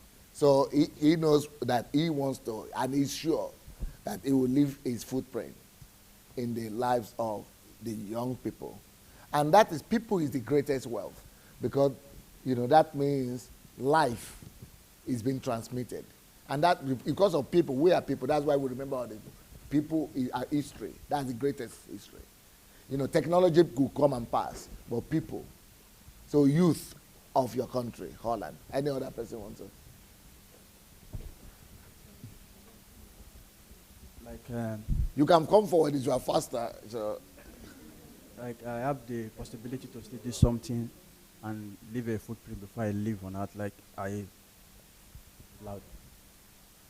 My purpose has been to bring order in the society. beautiful. So I've been working on it, but even as You know what? now, Maybe I should do another HMT. I've been wanting to do this, and I spoke about this one time. I think the last HMT, but nobody could remind me what topic. But now that you mentioned this topic, I think I can do it. Like I'm doing this HMT on personality. I think I would like to do HMT just on order. Yes. Because order is one of the greatest wealth. There are 5 great wealth God has given to us, to humanity. One of this wealth is time. But one of this wealth that God has given to humanity is order. And order, almost people don't exploit it. They don't even know it's a wealth. And people don't even know how to make wealth out of order. And our order is one of the greatest blessings. There are 5 great blessings in the world that God has given to us. One of them is order. Order is as important as time. Order is as important as another wealth, which is work. Order is as important as yourself, which is another wealth God has given you.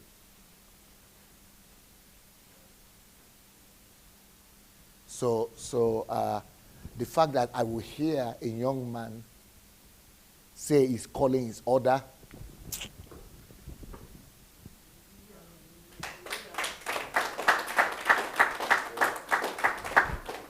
just hearing him, I feel like enlightening him, helping him. Can you imagine if I do a whole HMT, just on order? Can you imagine what will come out of that? Just like we are doing right now on personality. If you go to Africa or Nigeria or Lagos, you will know you will know the essence and the importance of order immediately. Let me give you another example. Do you know that this country here, the Nigerian GDP is 3 times higher than this country's GDP? Nigeria is much more wealthier than this country. But for lack of order,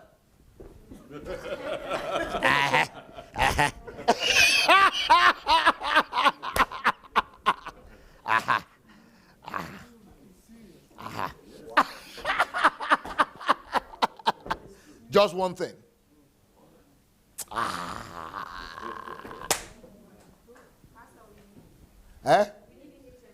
You mean it?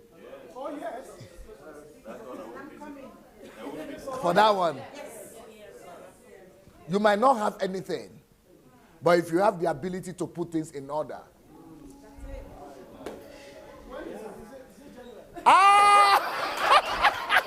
It will be in April.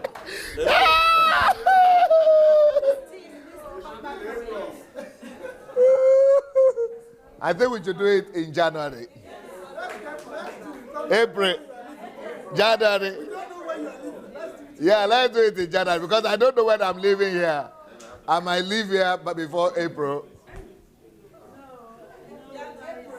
January is good. I don't have a topic for January already.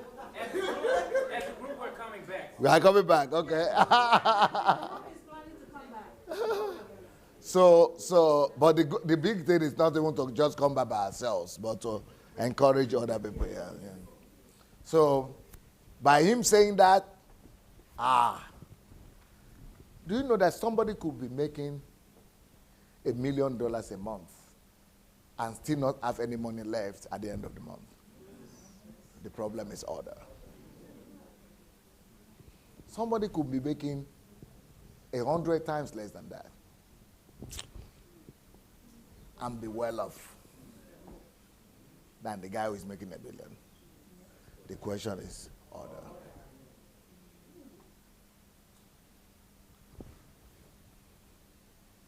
There is a city in the world that is called the epitome of smart city. This future city is having 20 million people there in China. 20 million people.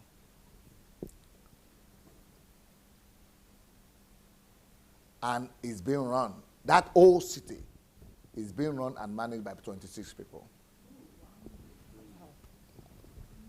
He said how?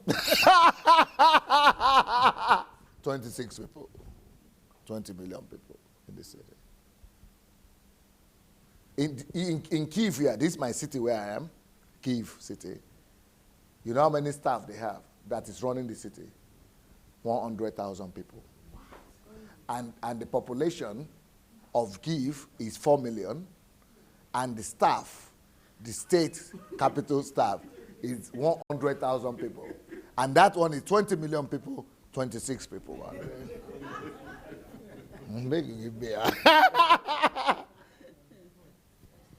What's the difference?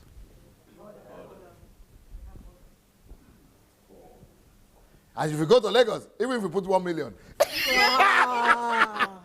Somebody will eat it. even if you put 2 million, you will still have go slow.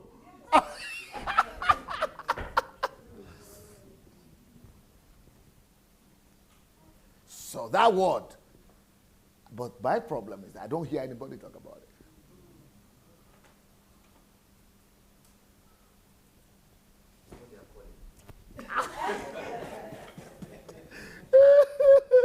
It's something everybody must know something about.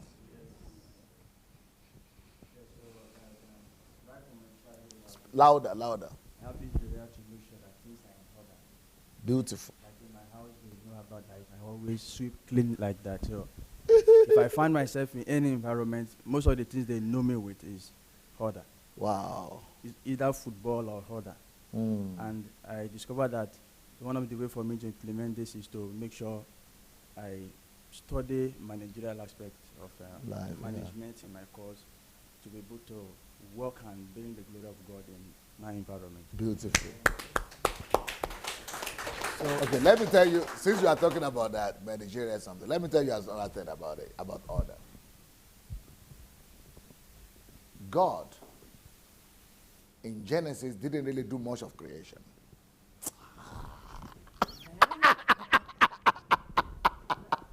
He didn't do much of creation. He just set order in place. The only creation he did, let there be light. After that, separated the light from dark. Oh.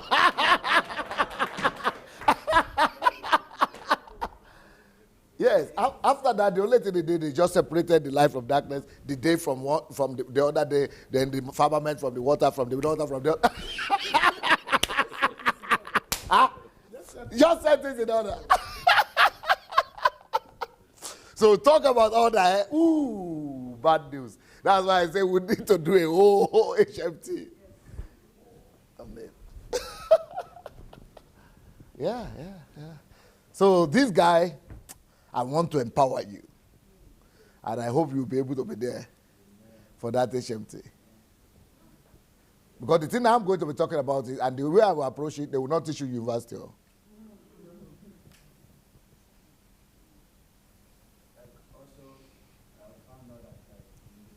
People talk a lot, but there is no practical aspect of it. So like for me, I don't really talk much, but I try to do more so that you will see what I'm doing. And if you're interested to grow, you learn. That's one of the things I've been doing. Like in my environment now where I stay in the hostel, I arrived not quite long, and I discovered that like we are all youths, like from Africa, and the noise has been too much. So when I came, my room was like a disco hall, whereby every night that's how I've been playing music. So when I came, I said, please, I think I have to have my private time. So they decided to leave this. But one of the ways I planned that, I have to be studying every time, so I know that I'm doing something to not be disturbing me. So as I'm doing that, the noise has been reducing. And I have the passion to also discuss with one after the other to make sure that they live a life of order. Thank you.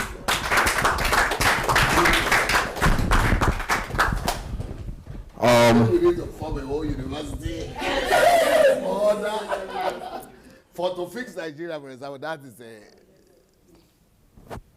one of the, what I would like to do is, and it's very sad hearing all the stories that's coming out of all these churches, where you see people coming in and they just stay there, and just like we said, some women are ushers, choir, and when God has put so much on the inside of us, my God, so much potential, so much gifting, so much, and pastors have just killed it through wrong teachings. So I have a desire to reverse that. Amen. I have a desire to reverse that and release people into their destiny. That is not about to set the church free. Because I believe it shouldn't just be like we're hearing it here. We should be hearing it everywhere. It should be on the television. It should be on the radio. Yes. And I believe that if that becomes the norm, there will indeed be a great change. Beautiful, beautiful. Thank you. Yeah, personally, I like what you said. That's my passion as well. To bring the kingdom message, kingdom lifestyle to the church, so that people, in a way that will affect the value system of the people, so that they can know that it's not only going to church that is the issue. It's seeing church as a training ground to come and discover themselves, discover their purpose, and to go out and fulfill it. That is my passion. Number two is to bring the heaven's idea concerning music to the music industry in my country. Beautiful. Those are two areas I'm very passionate about.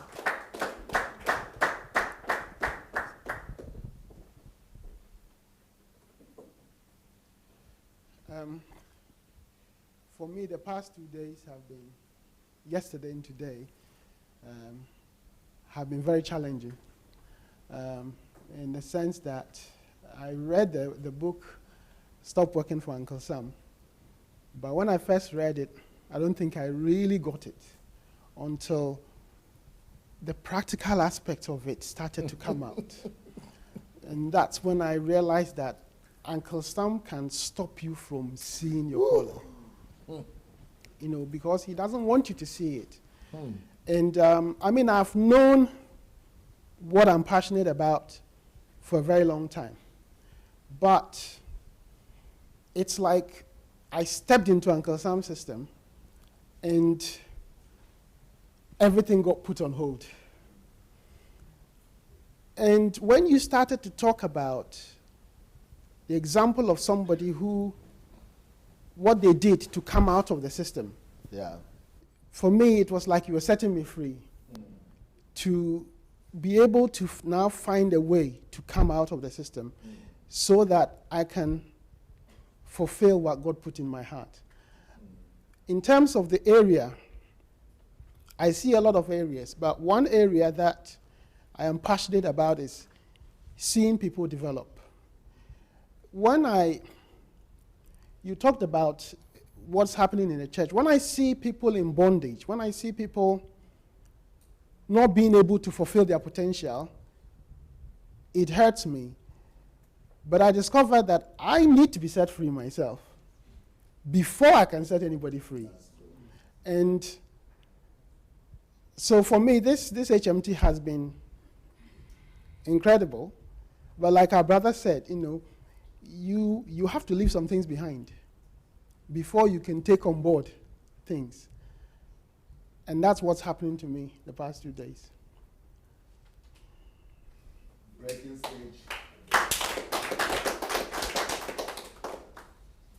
Yeah, thank you. Praise the Lord. Sorry. I'm sorry. Hallelujah. Actually, what I'm passionate about is bringing people out of depression. Because I've been through it. I had so many challenges. I know God actually brought me through so many challenges, but I just thank God He's helping me to getting out of it. But there's no way, some people will face some challenges and they will get stuck. One way or the other, they can die of depression. So my passion is to bring people out of challenges, to let them know that life is full of challenges. You don't have to get stuck in there. You have a great calling, you have a great purpose that you are meant to fulfill. So that's my passion. And the okay, you want to talk? Yes. I heard the word depression only when I came to Europe. And I know more people here suffer from depression than in Africa. But now, when I hear some news and what is going on, I think a lot of people might be suffering from depression in silence in our place. But people might not even know it is depression. Yeah. So I would like to challenge you to have a plan for Africa and to do research in this area. Because a lot of the problem that we see and a lot of the reason why church is even able to take advantage of people could be because people are struggling and they don't know their diagnosis. They don't even know it's depression. And other people take advantage of them. So I would like you to really study this and come out with some solutions and proposals on how we could handle this. And if your husband will be in agreement, maybe when we go back to Nigeria, maybe either you also have an outreach together with us.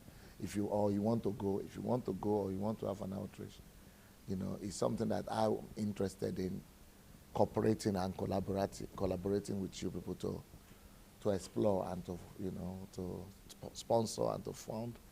I think we need to do more work on depression, as per Africa and Africans. Just think about that.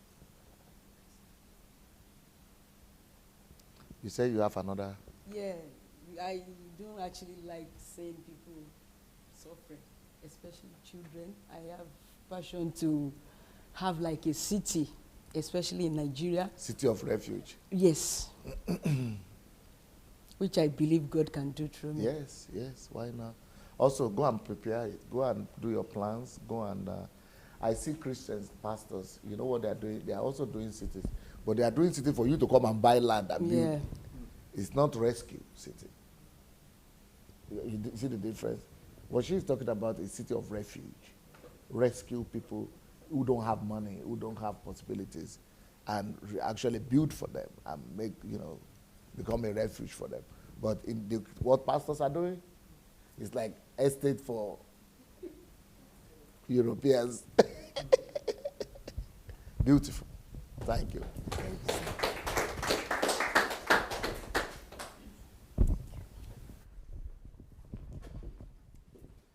You are a dresser. Every day after your husband's anniversary, I've been noticing the way you come out here.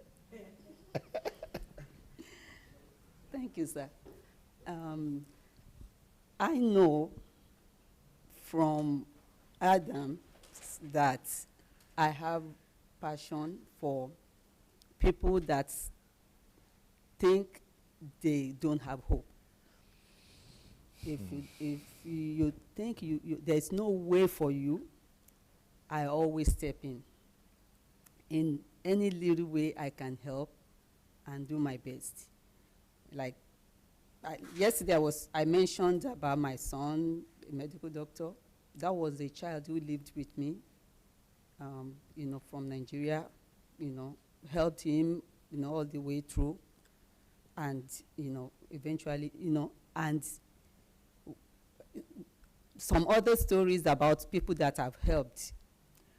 But now, because I know I was just doing it, just helping, giving a helping hand. But now, I know that it's my calling. And I want to, I'm going to do whatever it takes to develop myself better, so that, because if I'm going to be a deliverer, I should first of all deliver myself, and to be able to launch out to that area of life where they are crying to God for help, so that I can help in that area and bring those people out of their own calamity. And the area I want to focus on, that I'm praying and I'm still going to ask God, to receive Direction. To receive direction, is help sending people to school. People that can not afford, or I've never thought that it would be possible for them to go to school. I want to give them that hope to, make them achieve in life. But you have already started working in that area. Yes, sir. So I'm just going to intensify on that and then gain more knowledge. But that is also connected with hopelessness. Because people who cannot go to school, that is hopeless. Yeah. Beautiful. Thank you.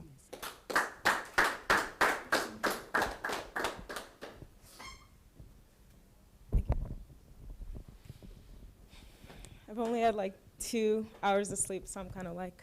Yeah. So with me, I've noticed that I've always loved children. Since I was a child myself, my mom can verify, like I would sit next to the mothers of the church and be carrying their children, their babies, as a child myself. So I've grown knowing that I've always had just a genuine compassion for children. So I know that I do want to do something in that area. Specifically, I want to tie into what my mom, spoke about with the foundation and, helping children, specifically in Nigeria, with going through school and just kind of assisting them with their education. Also, with what you want to do in Africa, I feel like I have to key into that, like I said the other night. Like as I was reading Matthew 25 this morning, it was basically about the parables. I mean, it was one of the parables about the talents that God gave 3 people. So, one person he gave 5, the second he gave 2, the third he gave 1. And initially, I was like, I kind of tied like countries in Africa as the one that God gave one to. That they, they just gave away. But with all the resources that Africa has, in fact, God was the one that gave Africa 5. No, seriously. And it's as if they buried those 5 gifts, not knowing that they were given the most, thinking that, it's just. Oh, that's a deep revelation. And it's like other countries, other continents were given less natural resources, and they're multiplying it. If you see the things that countries in Asia are doing right now, you would be so mind blown. And I just want to key into what you want to do for Nigeria specifically, so that we can unbury those 5 gifts and build on top. No, seriously, because it's as if we don't know what God has given us as a country, as people. And we just thought that we were given the least, or we just took that for granted, whereas God gave us the most. In fact, people are even trying to find those gifts. If not, they've already found it, and God forbid they've stolen it. But I honestly want to do something with that. This HMT, afterwards, I just want to kind of watch more of your messages and just read more of the word, because, since my dad had passed, I've kind of, fell off of, opening my Bible again, just because it's been kind of difficult. But it's like after this program, I want to even build on a deeper relationship with God, so that I know exactly where He wants me to be. I know it has something to do with children, and I also want to key into what you want to start in Nigeria, because I know that we have so much, but we're not really doing anything with it. So I want to kind of revive that.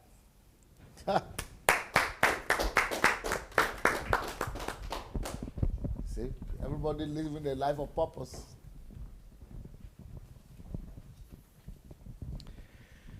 Well, for me, there are 2 areas very important and sensible in life.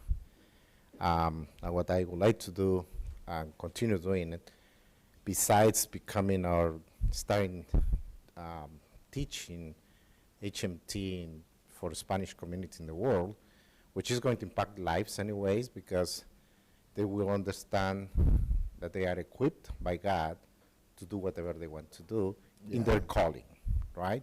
Not just to live the life, to live the life with purpose, not and in order, well organized. But the other 2 things are, from my experience and from my ministry perspective, is finances and families.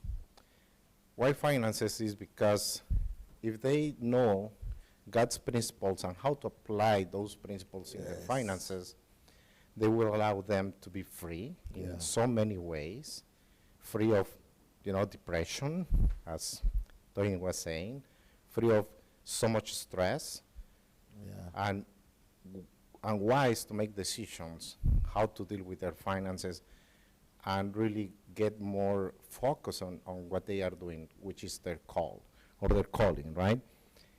In addition, when finances are not working properly, it impacts lives in families. So many families have been broken because of, the disorder they have in the finances. So teaching these principles will help them solve that part, to have a more family-oriented environment to to enjoy the life, and really working or being focused on God's calling, or at least to be more focused on what God is asking them to do.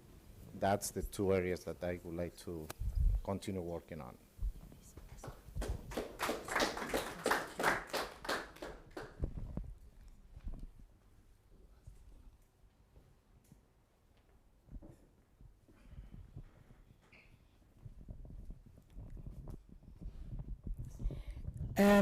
I'm a people person, and I.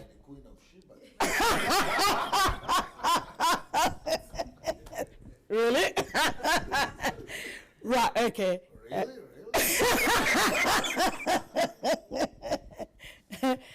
I hate suffering, and I bring solutions wherever I find myself. There's difficulty and there's problem. So like I said, I'm a people person. So I support a lot of families, a lot of people. In the paper that we signed, I put that my main thing is caring and leadership. So leadership, even on Facebook, I've picked up so many mentees that I've channeled towards going to university or setting them up in business and things like that. So I take families under my wing, I sponsor them, and bring them up until they're able to stand up on their own. This is what I do normally. That's my life. That's the whole of my life, like I said, from when I was very young. But from the caring part of it, presently, the book I wrote about the NHS, I think I have a bit of solution for actually the shortage of staff in the NHS, that I might need to explore that with probably my MP or something like that. And then that could be translated to even healthcare in Nigeria as well, that I can have a role in the healthcare in Nigeria. So with my leadership, I do publish magazines, which is, because you said, what do we want to leave as legacy? Yes, the footprints that we want to leave. Yes. Right, okay. So educating people and bringing people up from, so I do magazines, I write books, I mentor people. So along that line, so it's that's what I want to do and I want to continue to do. Beautiful. Thank you.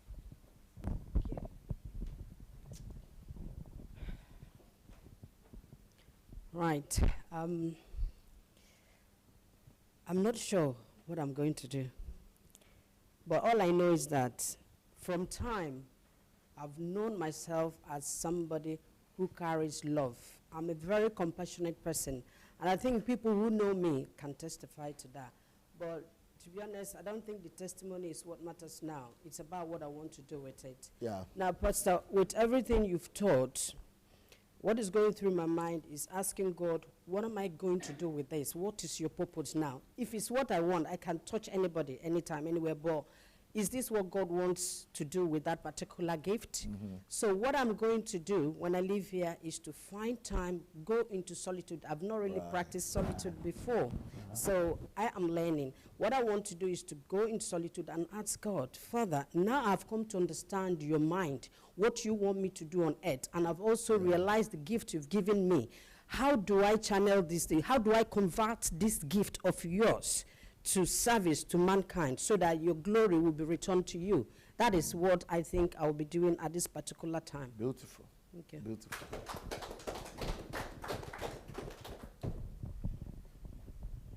I won't reach to you anyway. Let me just talk to myself. As a person, I want to major on a piece, just a little thing, and be a master and an expert on that little thing. You might want to say, what is this guy saying? Why addiction, for that matters? I believe that the issue of addictions, of all manners of substances or behaviors, have reduced people to non-entity. Have made so many potentials lost completely.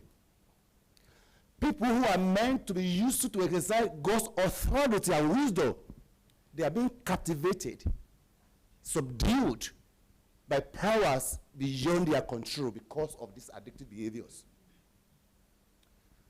For you to realize it, let me tell you, most of the problem we have in the world today emanate or are related to drugs. Criminality is a daughter of drug addiction. Immoralities, broken homes, broken marriages, violence on the street, they are all related to drugs.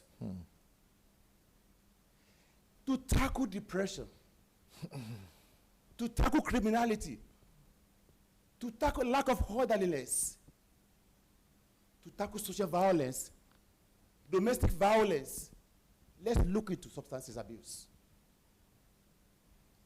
Apart from that, we now use legal system and put them in jails. When they are jailed, their future is jailed. Their potential is jailed. Their God-given purpose is jailed. How do we exhume it? Let me remind you. They now use your tax by tax to feed them. We keep them there, and they go back again because the life in the prison, they said, is even safer for them to be there. So when they are released from prison, they go back again for many reasons. So they need to be restored back to life. The life of God must come back into them. This gives me the passion. Why should these people be wasting away? Because of influences that are beyond their control. Well, people are addicted to so many things, which has reduced them, has changed them, has deformed them, has made them to lose whom God meant them to be. And I said, wow, God. When I thought, I said, I want to major on a small thing, to be an expert on that area. So if I focus on addiction then, and I make people to see drugs like thicker matter, like vomit, people will develop hatred towards it with ease. I don't need to force them. They will see that, no, I don't need to eat it. And they will leave it. But I want to use law of substitution.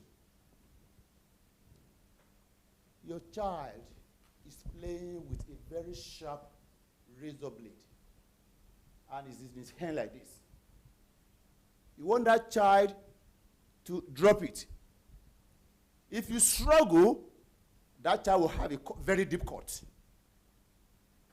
You have to give that child something else that looks like but safer. He will open his hand, the razor will fall down. You give him something that's less and not really very harmful at all. Give them a bit of heavenly principles that God loves them, that they are not fulfilling the purpose which God has called them. Don't struggle with them. They will see what they have in their hands as dangerous. Then they will drop it. Then you achieve heavenly goal. You now become happy as a change agent.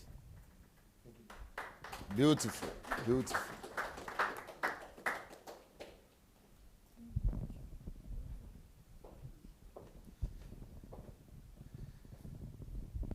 For me, my main purpose is to help the helpless. And the main areas that I'm primarily focused on at the moment is orphans, youth, and community.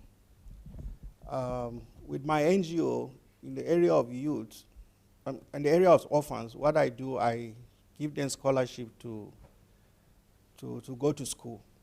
But we don't just give scholarship for them to go to school, because my slogan is that orphans today, leaders tomorrow. Yeah. So if you're in my program, you are required to, I organize like a bi-monthly life skills workshop where we teach them values, teach them life skills generally, because those skills that they lack because they don't have parents to teach them. So I try to introduce that to them. If you're in our scholarship programs, you're obligated to attend for you to sustain the scholarship award. And that's what I've been doing in the area of orphans. Then in the area of youth, I empower the youth to become change agents in the community. So I organize a youth leadership conference where I get up to like 500 youths at a time in each of my conferences. Beautiful. And it's been successful. I've covered like 6-7 local government in my state at the moment, and it's been very effective. Now I'm trying to see how I can develop training module from the Who Am I to teach them how to discover their purpose, because I believe that is the foundation for them to be able to do exploit in whatever field they're called into.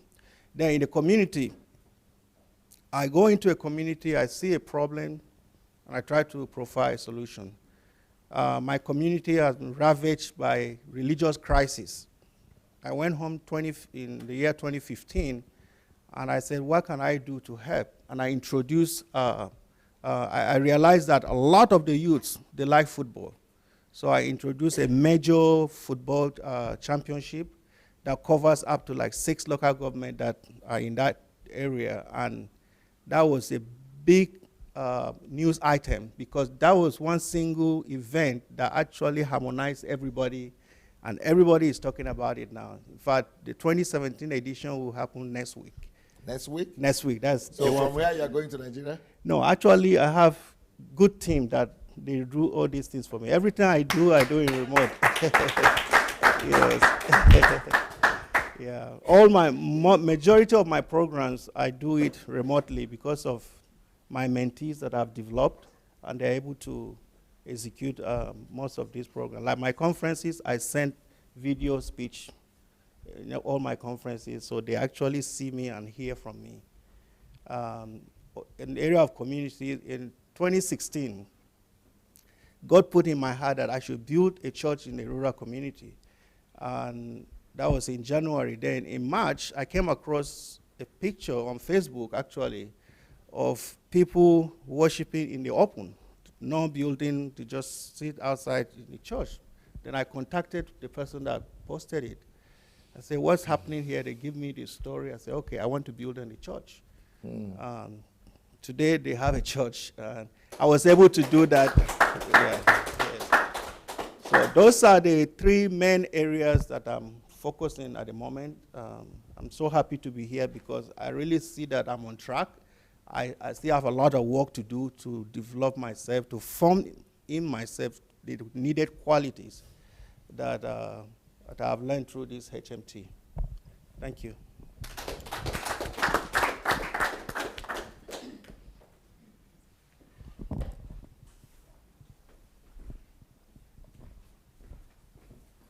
Sorry, I've just been writing a few things down just in case I forget some things.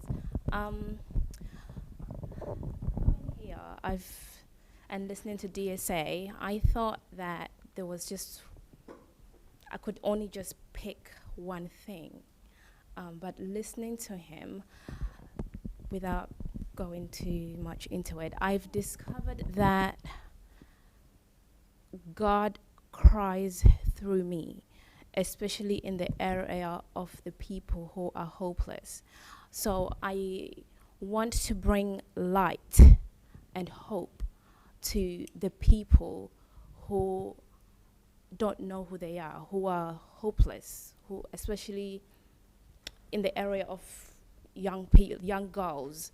I want to know that they are not defined by their disability or whether they've lost a parent or their IQ or their marks or anything like that.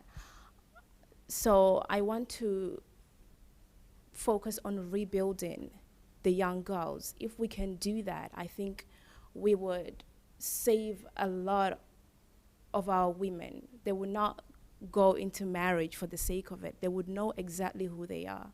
So that's one area. So I'm still going to go on Solitude and ask for guidance in terms of, you know, the area of the things that cries out for me, like the things that I'm sensitive to, and see how I can connect that with things that I'm passionate about, which is, of course, the area of food. So coming here has been very, very helpful in that area. Beautiful. Yeah. Thank you.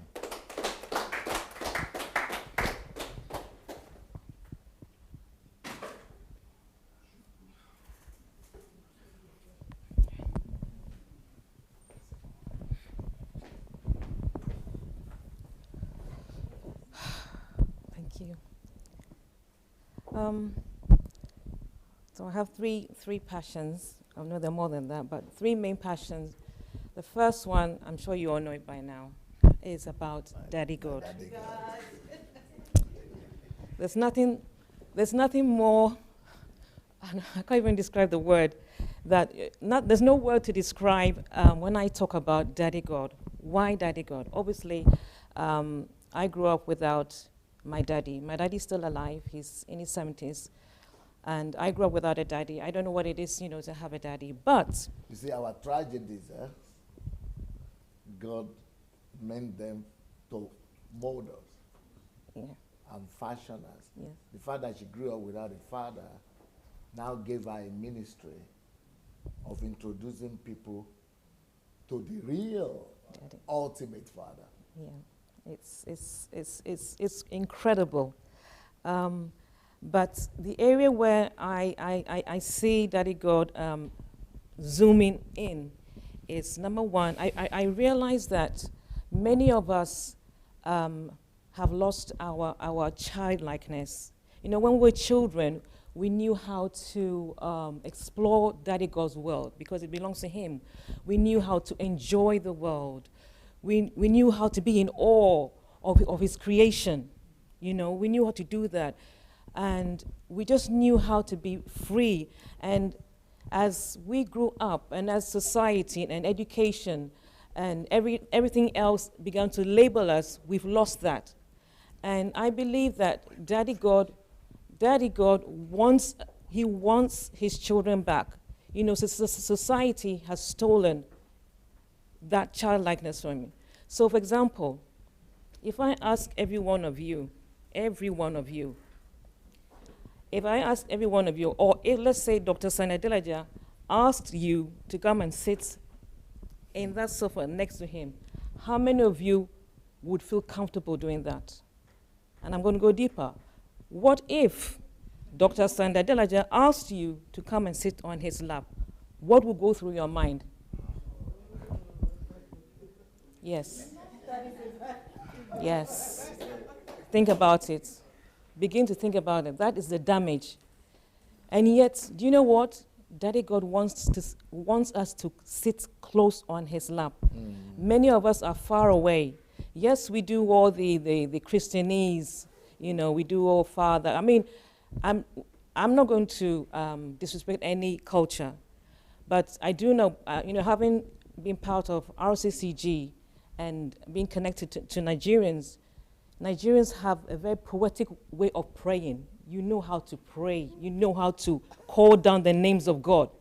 But if I should ask you whether you have... Yes. You know how to call the majestic names of God. But if I shall come close to you and ask you whether you have a personal, intimate, warm relationship with him, I don't think I'll find that. And I'm not disrespecting your culture. This is the cry of Daddy God. So, for example, some of the things that he has taught me is like, I just want to go on a date with your daughter. Maybe we go to the cafe. And ask my daughter, she's here, to go on a date with Daddy God for cafe.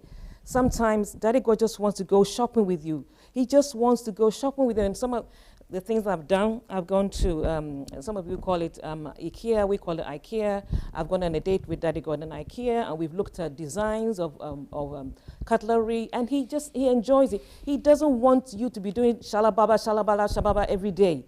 He wants to have a practical relationship with you. You get what I mean? There's more to life than prayer. We're not saying that praying is not good or reading about, but there's more to. It's just like, we come in here and then we just start shouting, in front of DSA, shalababa, shalababa, shalababa, and then that's it. What kind of relationship is that? Even with your children, do your children do that? And so for me, the cry that he's put in my heart is that he wants you back. He wants that childlikeness back. When you examine your child, you realize that you were very free. You were very inhibited. And you were just you. And so that is one thing, I'm going to be emphasizing more and more on. And another thing, if you realize, I realized the artistic gift that is given to me is to make it shout. So if you notice, if you look at my drawings or this thing, they are very colorful. I believe that God wants me to shout his nature in bold colors so that people can pay attention to who he is. you know. So that's that to do with Daddy God, learning to be to be childlike at heart and just enjoy Him and, you know, just be you. And the second one is I'm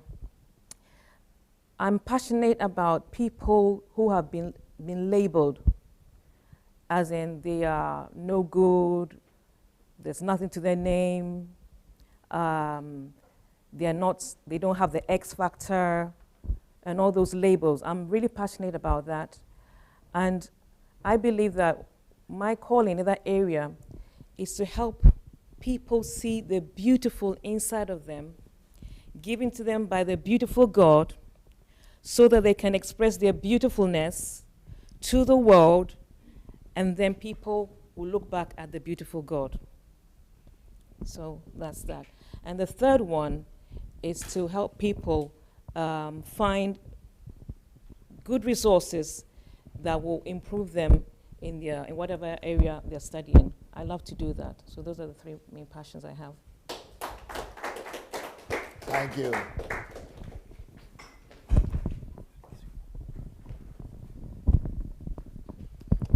Okay, so I will say yes, I want to be an history maker, and I want to change things. I'm already in my purpose, in my calling, in the area of ministry since years. I've rescued my life from Uncle Sam years ago also. So I'm free, I have my time, I have my liberty of thinking, so I can evolve. That's why I'm here. I have more days to stay. I have financially, I have advanced. Aussi. Does he have to rush back to work on Monday? No. I'm done with Uncle Sam.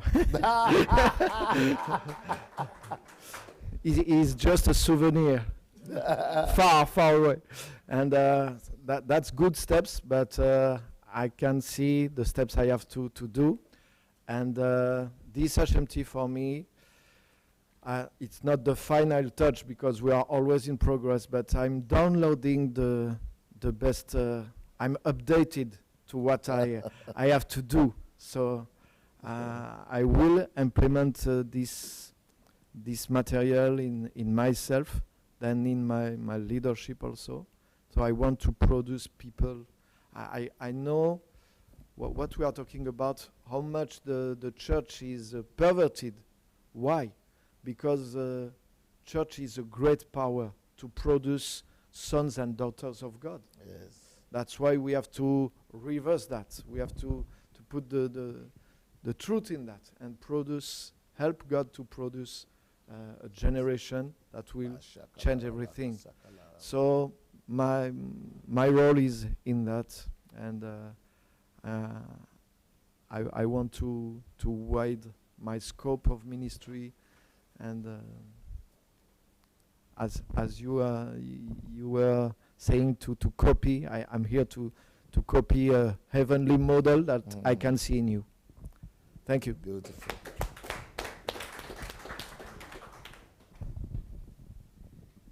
Okay, so my passion in life is media, films, and business.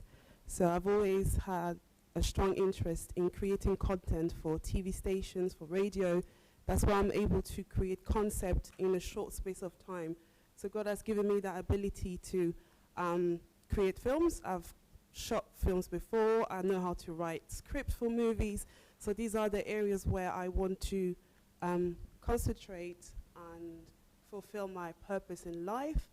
In terms of businesses, so I didn't really have an understanding of finances, and coming here to HMT has actually given me now the, like,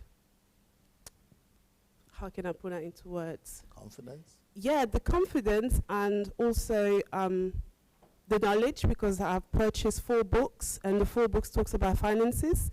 And when I was speaking to Pastor Sunday yesterday, he kind of directed me again to go and read those books. So what I'm going to do, my assignment when I go back to the UK, is to educate myself in terms of finances, how to manage it. in terms of businesses in London, I work for Uncle Sam, unfortunately, like my brother Ben. So we are working towards coming out of it. I was sharing with Pastor Sunday yesterday that I've already written my resignation letter in advance, but I'm not going to resign just out of the blue without knowing what I'm doing. So I'm doing it in principles, with like a proper plan.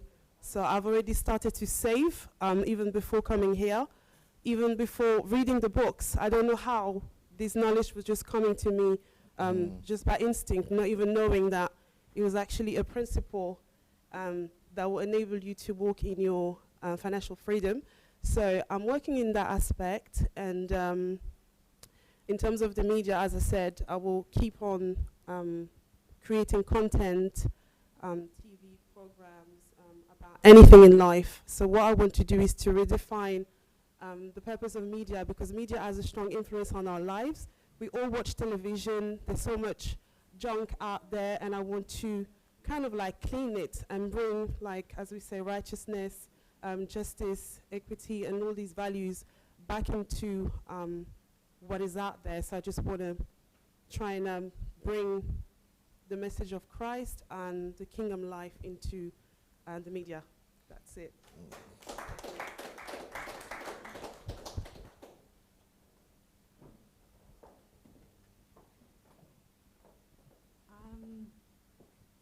Benita just touched a little part of what my vision is towards children in Africa.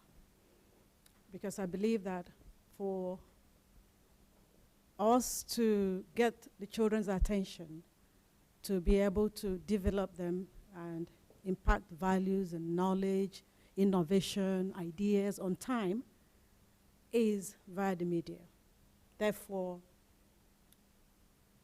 let me go back. I've been out of Uncle Sam for 17 years. But it took God to break me into pieces. And bring Uncle Sam out of you. Yeah, because I didn't pay attention. He showed me children in the sky in Russia, 1995. I didn't listen. Showed me another kids in Nigeria with Patience Jonathan in a dream. I was telling Chichi last night. I didn't understand. I just keep going, confusion, going everywhere. So then, when it broke me in UK, I ran to Nigeria. There's business. Then he took my daughter in the university having a children again, to bring me back here again. So now I realize, from 2014, I started thinking, okay, I need to create cartoon program for African children to bring our history, because they don't know it, and introduce our culture, the culture that's killed all of us, really. But I didn't know that there is a replica of the kingdom of God, Christ, like human being on earth, which is DSA, that's what I've seen. And all of us, yeah. And now we want to be like him. And imagine, I've been visualizing our children now downloading all these books, all the knowledge, all the teachings into programs, cartoon, and take away, what's it called? What's the children's programs we have in Oyibo ones that our children are watching? Tom and Jerry, and replace them with these messages in a very funny, interesting ways. So imagine if our children in the next 50 years, 100 years, has been transformed at a very young age in Africa. Just vision how our nation will look like. The leaders, the leaders of our tomorrow will be like. So that is my passion, and I have seen why that I've been running around, and God has finally shown me what the children should be like, not what I was thinking. I'm an actress. I've appeared, I've acted in movies and all that. So it's been there, but I didn't know which area properly or what to give the children, but now I found it. Then the other area is still to do with children. In 2013, we visited, me and my husband, it was his birthday, so we visited an orphanage in Abuja. So we went to give them gifts. That's a very tough one for me.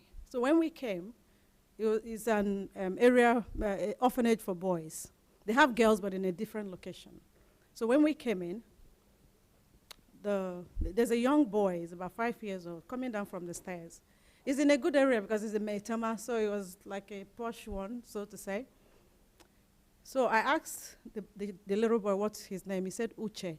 Uche, if you're Nigerian, you know that Uchenna is from the Igbo tribe. So I turned to the staff. I said, oh, wow, he's an Igbo child because I'm Igbo. He said, Auntie, we don't know. We just named them. They just gave any name. Yeah. Ooh. I said, you mean this child doesn't know? Because we're tribal people. We have tribes. You mean this child doesn't know whether he's Igbo, whether he's Yoruba, whether he's Hausa, whether he's anywhere from? He said, no. Because we pick them.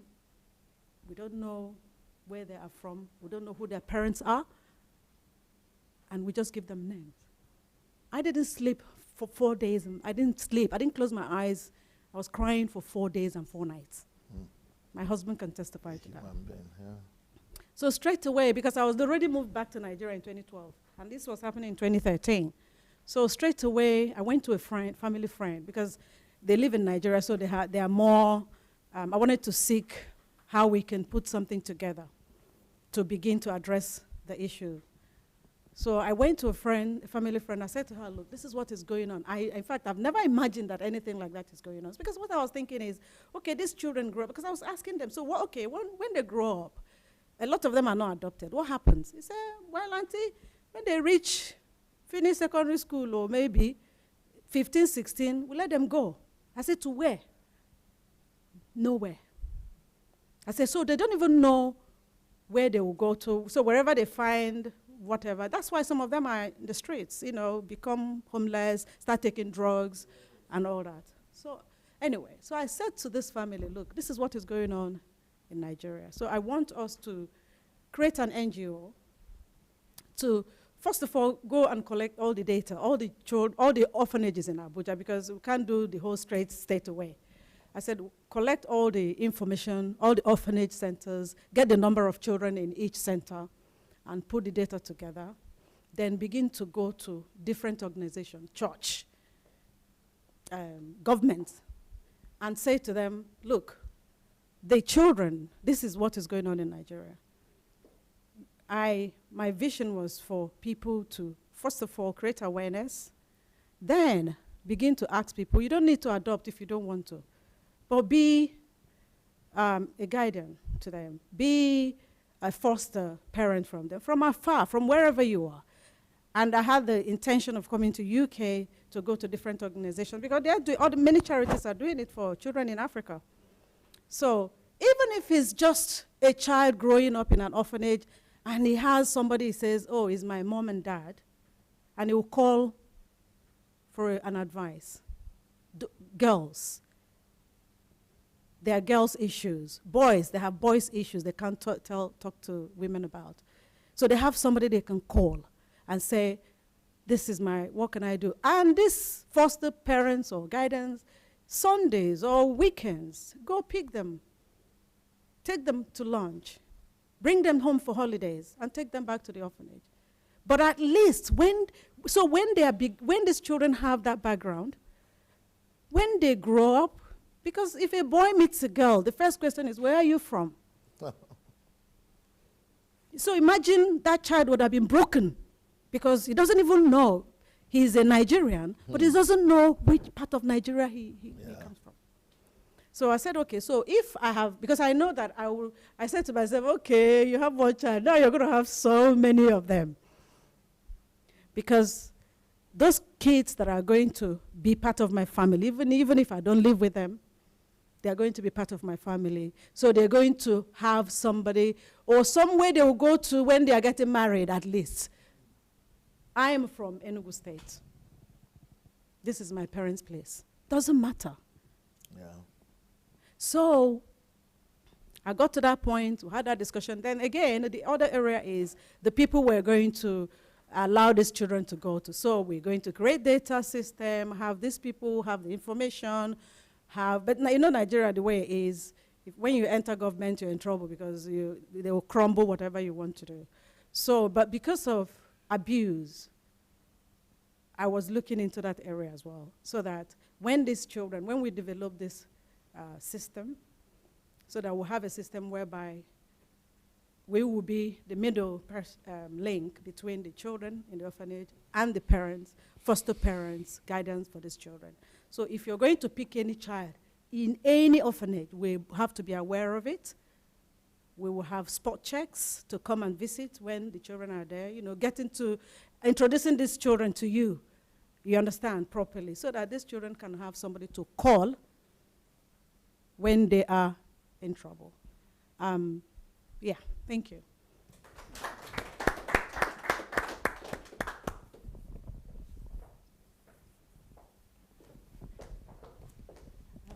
And when are you going to be in Nigeria already?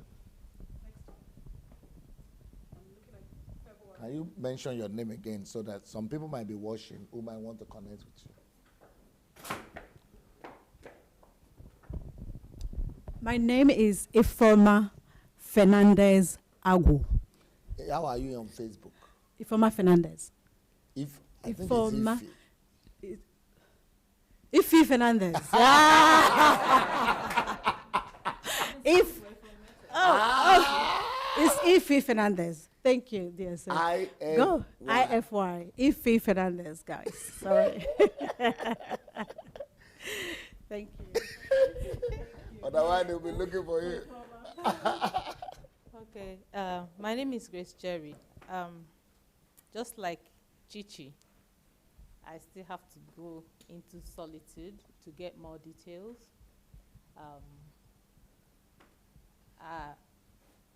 I've been studying myself, and I know I'm multidimensional. I have interest in different areas. But I keep hearing empowerment through industry and innovation. I don't have details yet, but that's what I'm hearing. And that's it for now. Industry and innovation. Yes. Have you read my book? Not yet. There's a book here, The Genius. Is it there? Yes. I can't see it.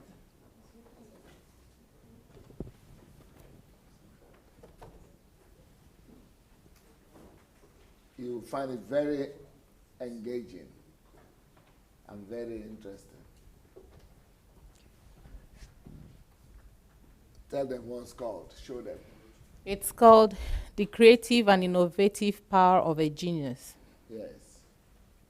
The creative and innovative power of a genius. That's one on invention. Then I have another one on invention that's called Bill Gates and Steve Jobs, How to Create. We should have it. Yeah? How to, what is it called? How to raise up the next generation of Steve Jobs and Bill Gates. That's also about invention. Yeah. It will help you. Yes. Yeah, but go ahead then. Okay. Okay. I also have interest in. But it's on Amazon. The Bill Gates book is on Amazon and on Okada Books. Okay. Okay. I also have interest in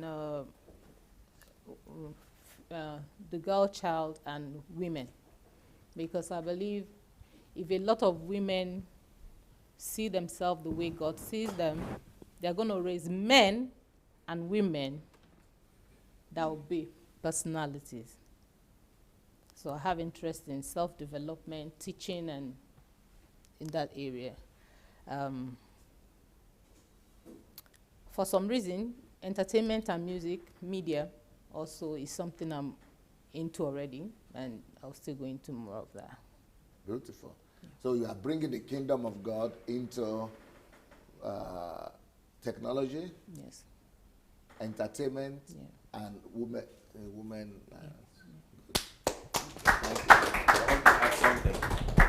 Yes, I didn't mention my third passion, which is about widows and the orphans. And another thing I'm doing now, okay, I'm working on that. And another challenge that my passion is to get the messages of DSA to go into every nook and cranny of Nigeria. In my state, we are trying to set up a place with Victor Folabi, a DSA viewing center. The hall is ready now. He has got the hall, and we are trying to get some equipment because the place will be open every weekend for people to come in and view. So the plan is already on ground. So, and I want to, that is one thing I really want. I think every one of us should do everything possible to see how these messages, because to change the value system of the people, the messages need to go to spread as like wildfire. So that is one of my passion. Even though I will be organizing programs, I'll be organizing conferences, I'll be organizing symposiums, and we need to we need to start on our own little way. So that is one of my passion, to get the message to go to spread as much as possible. Thank you. Beautiful. Thank you. Who is from Lagos? Is anybody here in Lagos, from Lagos, or who lived in Lagos recently? You are in Lagos recently, no? Not recently. Well, I'll be there next month anyway. You go there often? Yeah. Okay. Because I say those people who live in Lagos and who are probably driving, for some reason they said radio is popular in Lagos these days. Because I was on Daddy Free's radio program, and I think that really did a good job. But he is doing even a better job than the program I had with him. But there is somebody that just wrote me today. I just want to know if anybody knows him. He's called Rufai Usheni, or is Useni? Useni. Nobody has ever heard of it. Rufai Useni. I know one Rufai, El Rufai. But this one is a journalist. So, but they said there is something called inspirational radio or something. Inspiration radio. We're out of Nigeria, so you don't know. Okay. So he seems to be. He said he wants to talk to me. Maybe he wants to also air some of my program on his channel. Yeah. So, so just talking about making the word spread. Is that just okay? Let's. Where are we? By the way, those who are watching Facebook, if you are on Facebook right now, please go and share the message. Feel free to go and share the link. But we are making it more practical. From the we are coming to the latter end of our HMT, so it's becoming more practical, and that's why we needed to. People have been hearing. Now they need to begin to speak about what they are saying, what they are planning, what they would do. So we want to really bring this home. Yeah, so that's what we are doing. Whenever you hear God is looking for a man, he is talking about men who have formed their personalities. Men who have made their choice. Men who have burnt the bridge. Men who have decided not to look back. Men who have decided to leave their footprints on the sand of history. Men who have chosen to forego comfort for the larger good of others. Men whom others emulate. Men who live an exemplary life. Okay, now this kind of people, is it going to be possible for each one of us to reproduce this category of people? Because what I discover and what I'm hearing now is that our people back at home now have become very selfish. But will it be possible to produce personalities then? Because these are the only people God used. These only personalities that God used. What do we say about that? I think it's possible because our people like to copy. Because it's about mindset, right? Yeah. Okay. Our people love to copy. Okay. When they say, oh, there is something there, everybody wants to do it, like what is going on in churches now. So if these messages spread in Nigeria and Africa as a whole, people will go for it. Because God will shine the light on what is happening to us here today. And people would like to pay the price to become personality? I believe so. I believe so. Because our youths are broken. And they're looking for, that's why they are running through the Mediterranean and dying, looking for greener pastures. So if they see hope, and if they see examples, they will definitely, I believe that. Yeah? If they see results. Yes, sir. You people are saying what Aaron says. Aaron says if they see results or they copy. Yeah, if they see results of a life being changed, you know, like a group of NGO making a road, hospitals, and they see that they're, you know, it's made by a group of people, ordinary people like them, and then we inform them that they too can be empowered. So I think they can come. People, because Nigerians, like you said, they copy and they flow to wherever they see results. So that it will be easy to bring them in. So we must go and produce results. Yes. Then we'll be able to replicate that. Yes. Maybe that's like what Matthias is doing. He's, okay. That's true too, because when you actually focus in your area and produce results, you inspire others to start doing it. And I've seen that some of my mentees now, which are young, youth, they started forming their association, doing something in their various communities. Wow. So it works. Yeah. Okay. Yeah. I believe there is a lot of hopelessness in Nigeria, and that was why I was asking for the electricity at the other time. If we're able to bring electricity to Nigeria, Nigerians by virtue are very, very industrious people. They like to do something. So even though it's the person who sells ice water. Nigerians are industrious. They are. It's only that I think the Igbos are our greatest hope in that area. It's just that they are broken beyond what mind can say.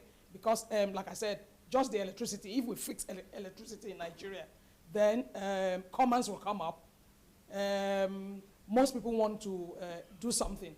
But they have been demoralized to the extent now that all they want to do now is yahoo yahoo. They don't even want to do, they don't want to do mentorship. They don't want to do anything because they have been demoralized. So how do we convert them from there to become personalities like this? So that's why I'm saying if we fix, because electricity is physical result, but this will have to take value system. Yeah, the value system. The value system, but to be able to move them from where they are, to be able to even start giving them for them to even listen to us. Yes. It's like they are hungry, and you said, "Oh, God bless you." Yeah. But give them something to eat, then they will be all ears. Okay. To say this is this. So that's what I think. Okay. And sir, I want to say that people they will be skeptical initially. Okay. They'll be looking. But if they see that you are authentic, that you are real, that there's results, that you know what you are doing, they will come. Okay. They will come. Well, that's something.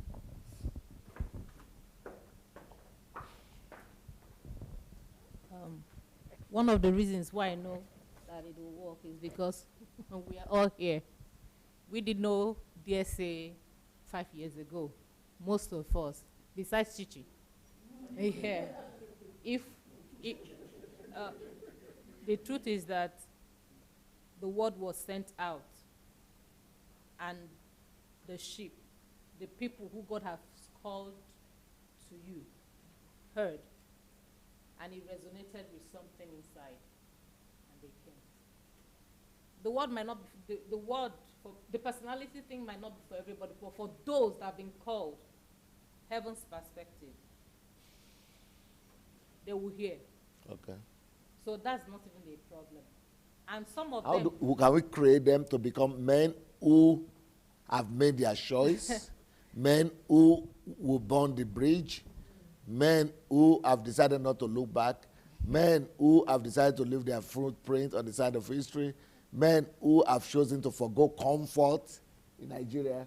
Absolutely. Comfort, forgo comfort. Absolutely. Absolutely. There are some at this moment, they are going around the mountain and they are getting tired already. Yes. They are already getting tired. It's just a paradigm shift in their brain. Yes. I know what I'm saying. I know what I'm saying. I recently burnt my own bridge. So I know what I'm saying. There are people that, the word will go forth, and those that the word is for will catch it. So there are people that they are somewhere now, they are telling themselves that this thing I'm doing is not it. What is it? This is not it. What am I missing? That cries. And God has already provided the solution. We were discussing on the bus. I said, some people say, why didn't I know you before now? It's because you were not ready. When the student is ready, the teacher will always appear. I've heard about you somewhere on TV. I followed it up for some time and so. But because I was not ready. When the time was right, I burnt my bridges, the opportunities came. So that is not even a problem at all. There are people that have money and they are not satisfied. Those people, when they hear that word, it will connect and they will be ready to give everything up. There are some people that are in wealth right now, but if God needs to strip it off them, for them to, because their heart cry is to fulfill God's desire for their life. If God have to take the wealth away temporarily, the skill is already there, they can always acquire that wealth later, it will happen. Is it not true? Yes, of course it is, That's your story. That's my story. Even when I run home, okay, UK, things has gone down. There's money in Nigeria. There's money in Nigeria. So go and make money in Nigeria. Then 1 year, 2 years, 2 years down the line, say, okay, that's not what I want for you. Come. And I only discovered you 3 months, thereabout. I had to borrow money to come. I had to borrow money. There are people like that who will be ready to do that, to pay the price of discomfort, to forgo comfort, even to borrow money and to develop themselves and become personalities. Pastor, yeah. It's very possible and it's becoming a reality. Because the evidences are no longer by words of mouth, but by all the disciples showing forth with it. As against what we teach as, what we say culturally, that seeing is believing. By the time they see the product of your good work, of our, I know what I'm saying, of our, by God's grace, but of your good work, because I'm not brainwashing, but I'm telling you what I know, what I see now.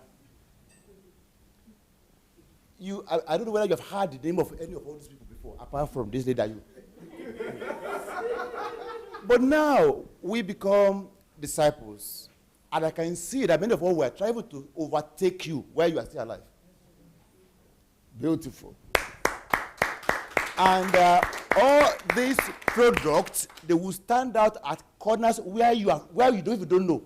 You are in Ukraine, but your disciples are spread all over. I'm telling you, the antenna is all just sending it and go around. So it's now making it not within these 4 walls now.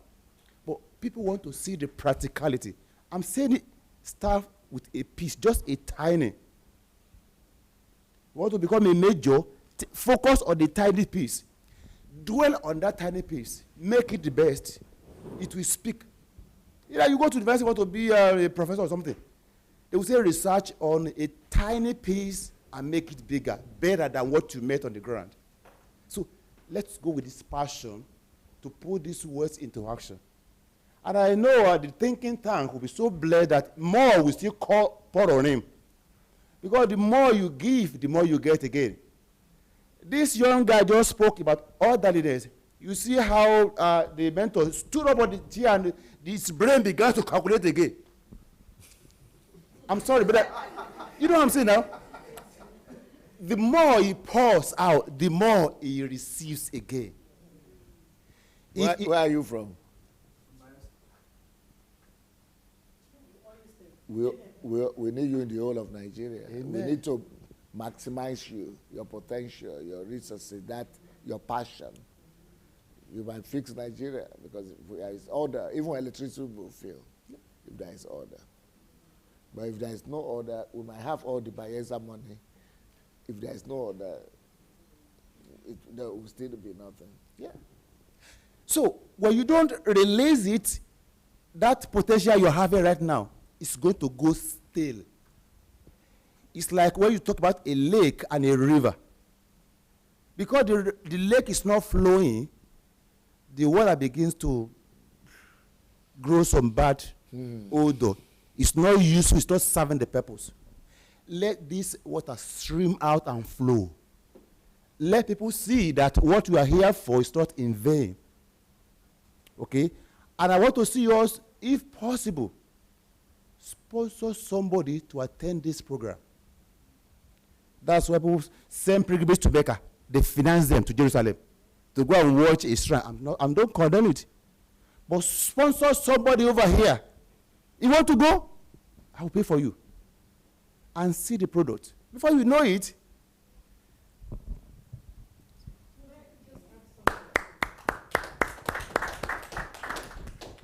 Facebook friends and family, we don't pay for this training. It's free. You just pay for your accommodation and food. Yeah, so you know. That's it. Thank you. That's it. Beautiful, beautiful. The story of the mustard seed proves that this thing is going to work. Because there's nowhere we will receive this kind of training. And with the way the word is spreading on Facebook, I have seen that. The word is spreading more about tithe and offering.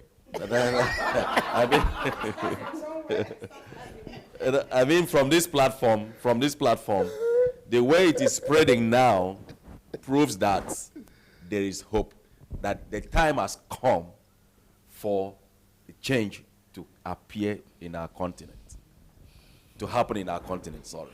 So I am very, very confident that it's going to work. Very, very confident. It's like the mustard, you might see it as something that is so small. Mustard seeds, even though they're so tiny, but they spread where they begin to grow. So that is what is happening now.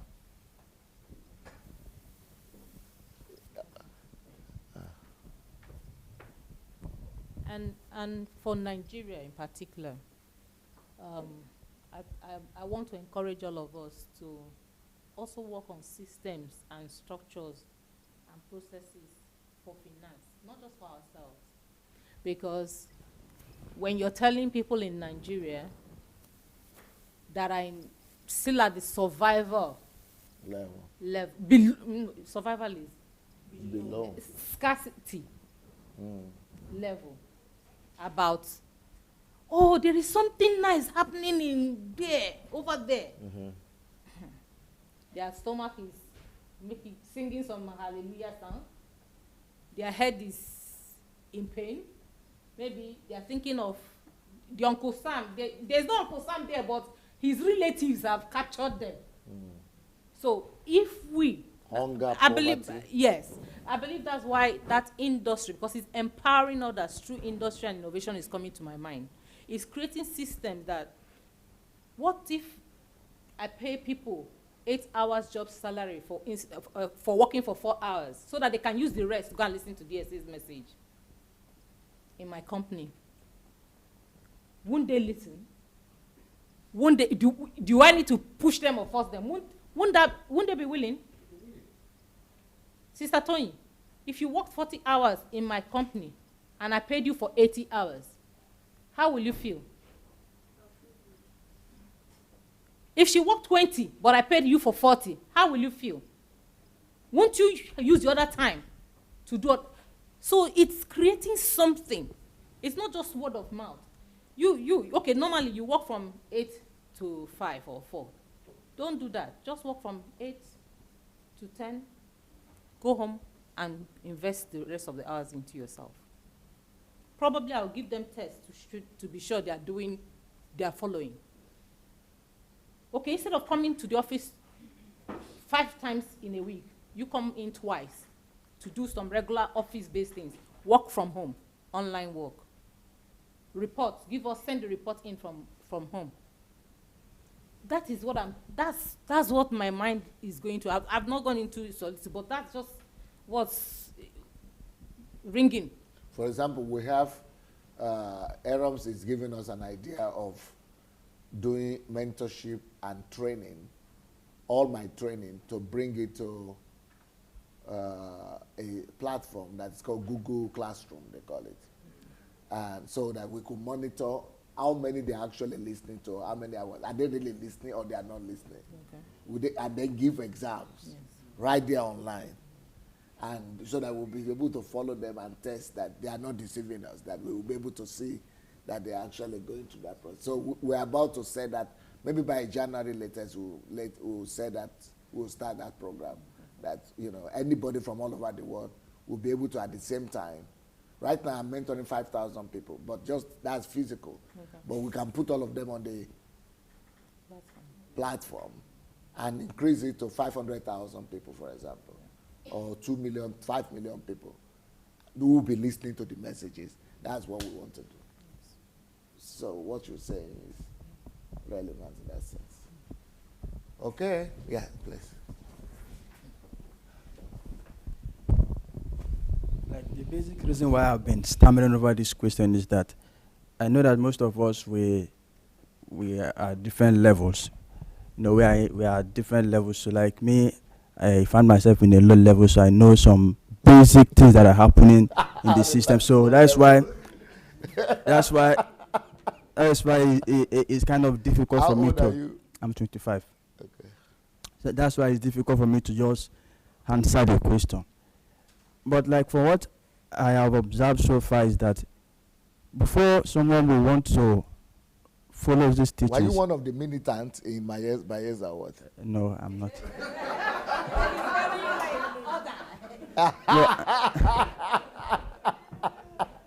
But though I came through that program, the amnesty program, I was privileged to come. Thank God. Yeah. Thank God. So before one will want to follow this teaching, that means you have to provide for them. No, like the poverty level is very, very strong. It's just a way that everybody is looking for how to survive. In like Nigeria, Yes. Like for instance now,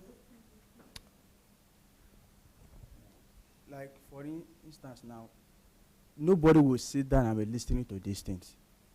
Wow. Because they want to feed. That's what she was talking about. Yes. So, the one way is that even though we are not probably able to like meet everybody's need or capture everybody at once, if there is possibility to at least to base our focus on some specific people that are probably ready for something, do those ones, and those ones will come out and they will still go and do something. Like for me now that I've come, I'm out from that system, assuming I was there is no way I'll be able to sit and be listening to these things.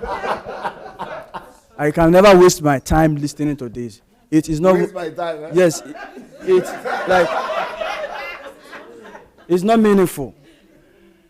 Like what I was explaining the other time was that an hungry man would never, like, he will always want to feed. That's what his own thinking is, how to feed, how to feed, how to feed. So if that thing is not meant, there is no way he will be able to like do something else. That's why like the old thinking is feeding stomach. Like the destiny of most of us in that area is how to survive, how to survive, how to survive.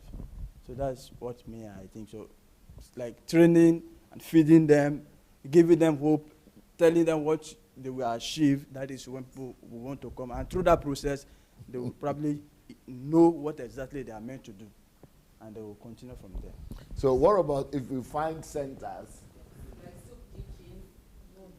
No, what about if we like school, but where we are giving them feeding, training centers? Ah? Yeah. For food, will people come?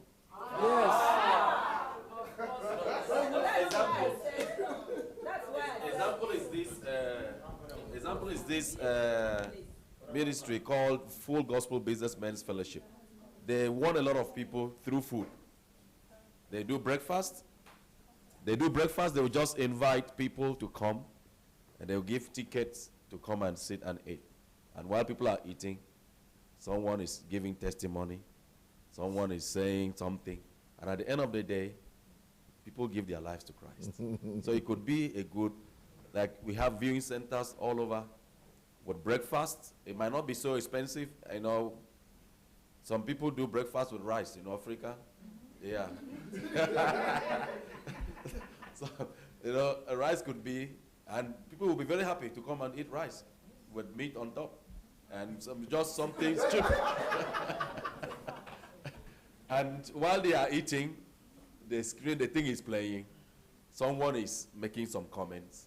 They are listening. Food is something that really attracts people. And with the level of poverty, if you invite someone that they are giving food somewhere there, free, the crowd you will see, that place will be jammed.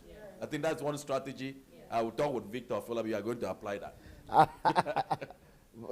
Hello, madam, we wanted something. I didn't really want to mention the name of the church, but I know that's one of the strategies they use. That's, yeah, they feed them for the 7 days they are going to be there. I know the church. Redeemed.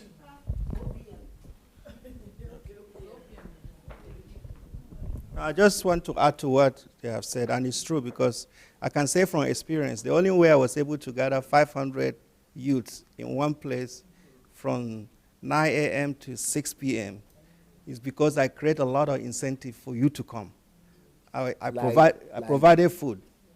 What I did was I provided food. Every attendees, I gave them like a folder. I created a folder specifically for the conference, and a name tag, and I tell them you need to dress for the future you're aiming. So everybody came dressed up, and everybody said, how are you able to keep youth from 9 a.m. to 6 p.m. that nobody has ever done that? But those were some of the strategies I was able to implement, and now it's an attraction. Everybody is looking forward to my next conference. Wow. Yeah.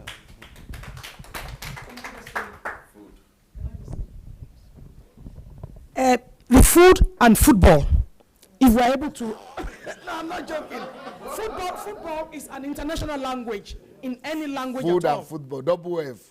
Yes, food and football. If we're able to start that, so that's meeting their needs, their hunger need, and then their fun need is being met, and then they start listening to what you have to say. So, and football can be done cheaply. It doesn't have to be to buy fuel. I mean, I don't know how much it costs you to set it up, but I'm sure football and food can be done not too expensively. Okay. Wanted something? No. Okay. I wanted to just ask you a question. Okay. Let's go back to Sunday at Villager of 18 years old, or 16. Mm-hmm. If somebody told you there was somewhere they were doing training, and there are, let's say, 2 places, the other place you come, it's not like your regular Owambe, but you're going to eat, but they will expect you to spend some more hours there and listen to certain things and probably do a little bit of, just to show that you listen, a little bit of exam. Mm-hmm. Where will you go, sir? Well, I had an experience like that when I was 15 years old. We had holidays, summer holiday. And in this summer holiday, that was the only time the church was organizing, Anglican church. So they had a camp, they call it summer camp. So I was able to participate only one time. Every summer they used to do it, but this time I was 15 at this point. And so we were there for like 2 weeks, and they were doing all kind of activities and training us, and of course feeding us as well. Maybe there were about 2,000 kids there. So I discovered that I didn't want to go back to my home. I wanted to remain there. First, because of the atmosphere. Second, because of the truth they were sharing with us. And then they had everything ready, food. But then I didn't want to go back because when I go back home, I have to be going to the farm and to the bush to get firewood. And I wanted to escape that as well. So, yeah, my experience. So, deliverers, you guys are needed.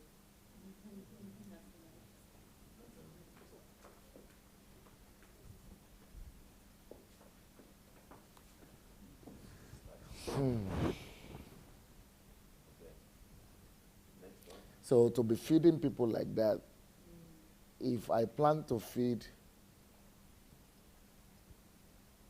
we have to calculate. If I plan to feed 1 million people a day, we have to calculate how much would that cost. And 1 million people a day, then that will have a lot of logistics. And 1 million people a day, that will be 30 million in a month. Then we have to calculate how much that is. Then the logistics of sustaining the staff and the amenities, electricity. So I will have to have somebody that will have understanding on how to put a system in place. We have to do a systemic something. And then, the follow-up, the control, the monitoring, then the action plans, so it has to be a comprehensive, complex kind of strategy. Do a pilot in Lagos. Do a pilot in Lagos. Mm-hmm. See how that goes. A pilot like 1,000 people. Yeah, something like that. That's Yeah. a pilot. Okay. Can I? Yes, please. What I'm thinking is, instead of just cooking and giving people food, we can get a building, set up a catering training school. The food will be cooked there. People are learning how to be a waiter or a waitress, a cook, making cakes. And as we're training them, they are cooking the food, but they are learning skills as well. So it will be, they will be gaining in both ways. So we do not necessarily have to employ people to cook the food, because the people, just few people that will train these people. So they'll be working and producing the food. I worked a program in Japan. In Japan, the students are the ones cooking the school food, because the domestic workers, the domestic, what's it called? Food economics. The students, all of them are learning food economics, both male and female. And because they are learning it, they have to cook the school food. It's compulsory. They showed it, I saw it on a documentary. So now it teaches them what vitamins is in different kinds of food, organic food, but they're actually cooking, serving the food in their school. So that's how will they get the messages? The DSL messages?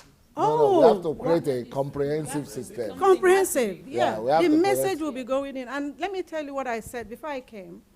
Because why I'm going to Nigeria early, I want to open a restaurant. And I said, I've told a friend before I came here, I found a place in Okota. It's a poor area, whatever. In Okota. Is that Lagos? In Lagos. So what I've said is that a DSM message on Sundays or Sundays, even Sundays, weekends, I'm going to have a screen where I will bring poor people to come and eat and listen. I've told a friend that I'll be doing that. Okay. Should I read this again on next slide? Let's read this again, and we are going to stop and then come back tonight to continue. Okay. Read this again. Whenever you hear God is looking for a man, he is talking about men who have formed their personalities, men who have made their choice, men who have burnt the bridge, men who have decided not to look back, men who have decided to leave their footprint on the sand of history, men who have chosen to forego comfort for the larger good of others, men whom others emulate, men who live an exemplary life. Well, we are going to stop at this point, especially for our Facebook audience. And please go share the message, go share the link. We are going to come back here. You are going to have another live broadcast in 1 hour. Yeah, in 1 hour. I think it's Dr. Arams. Oh, okay. Professor Chris Imafidon is from England. He's one of our speakers for this HMT. He couldn't come. But that's the family that is regarded as the, what they call it?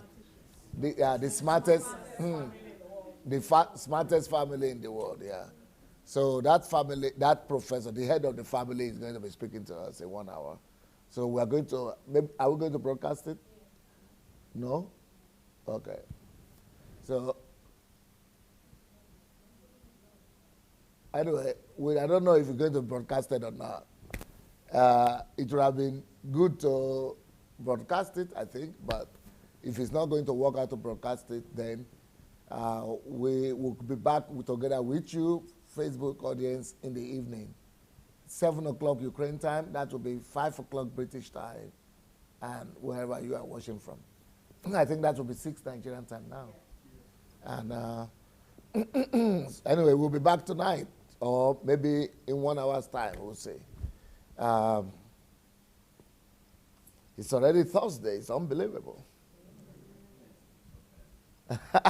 Running so fast. It's like we've had just one long day here. Just one long day. But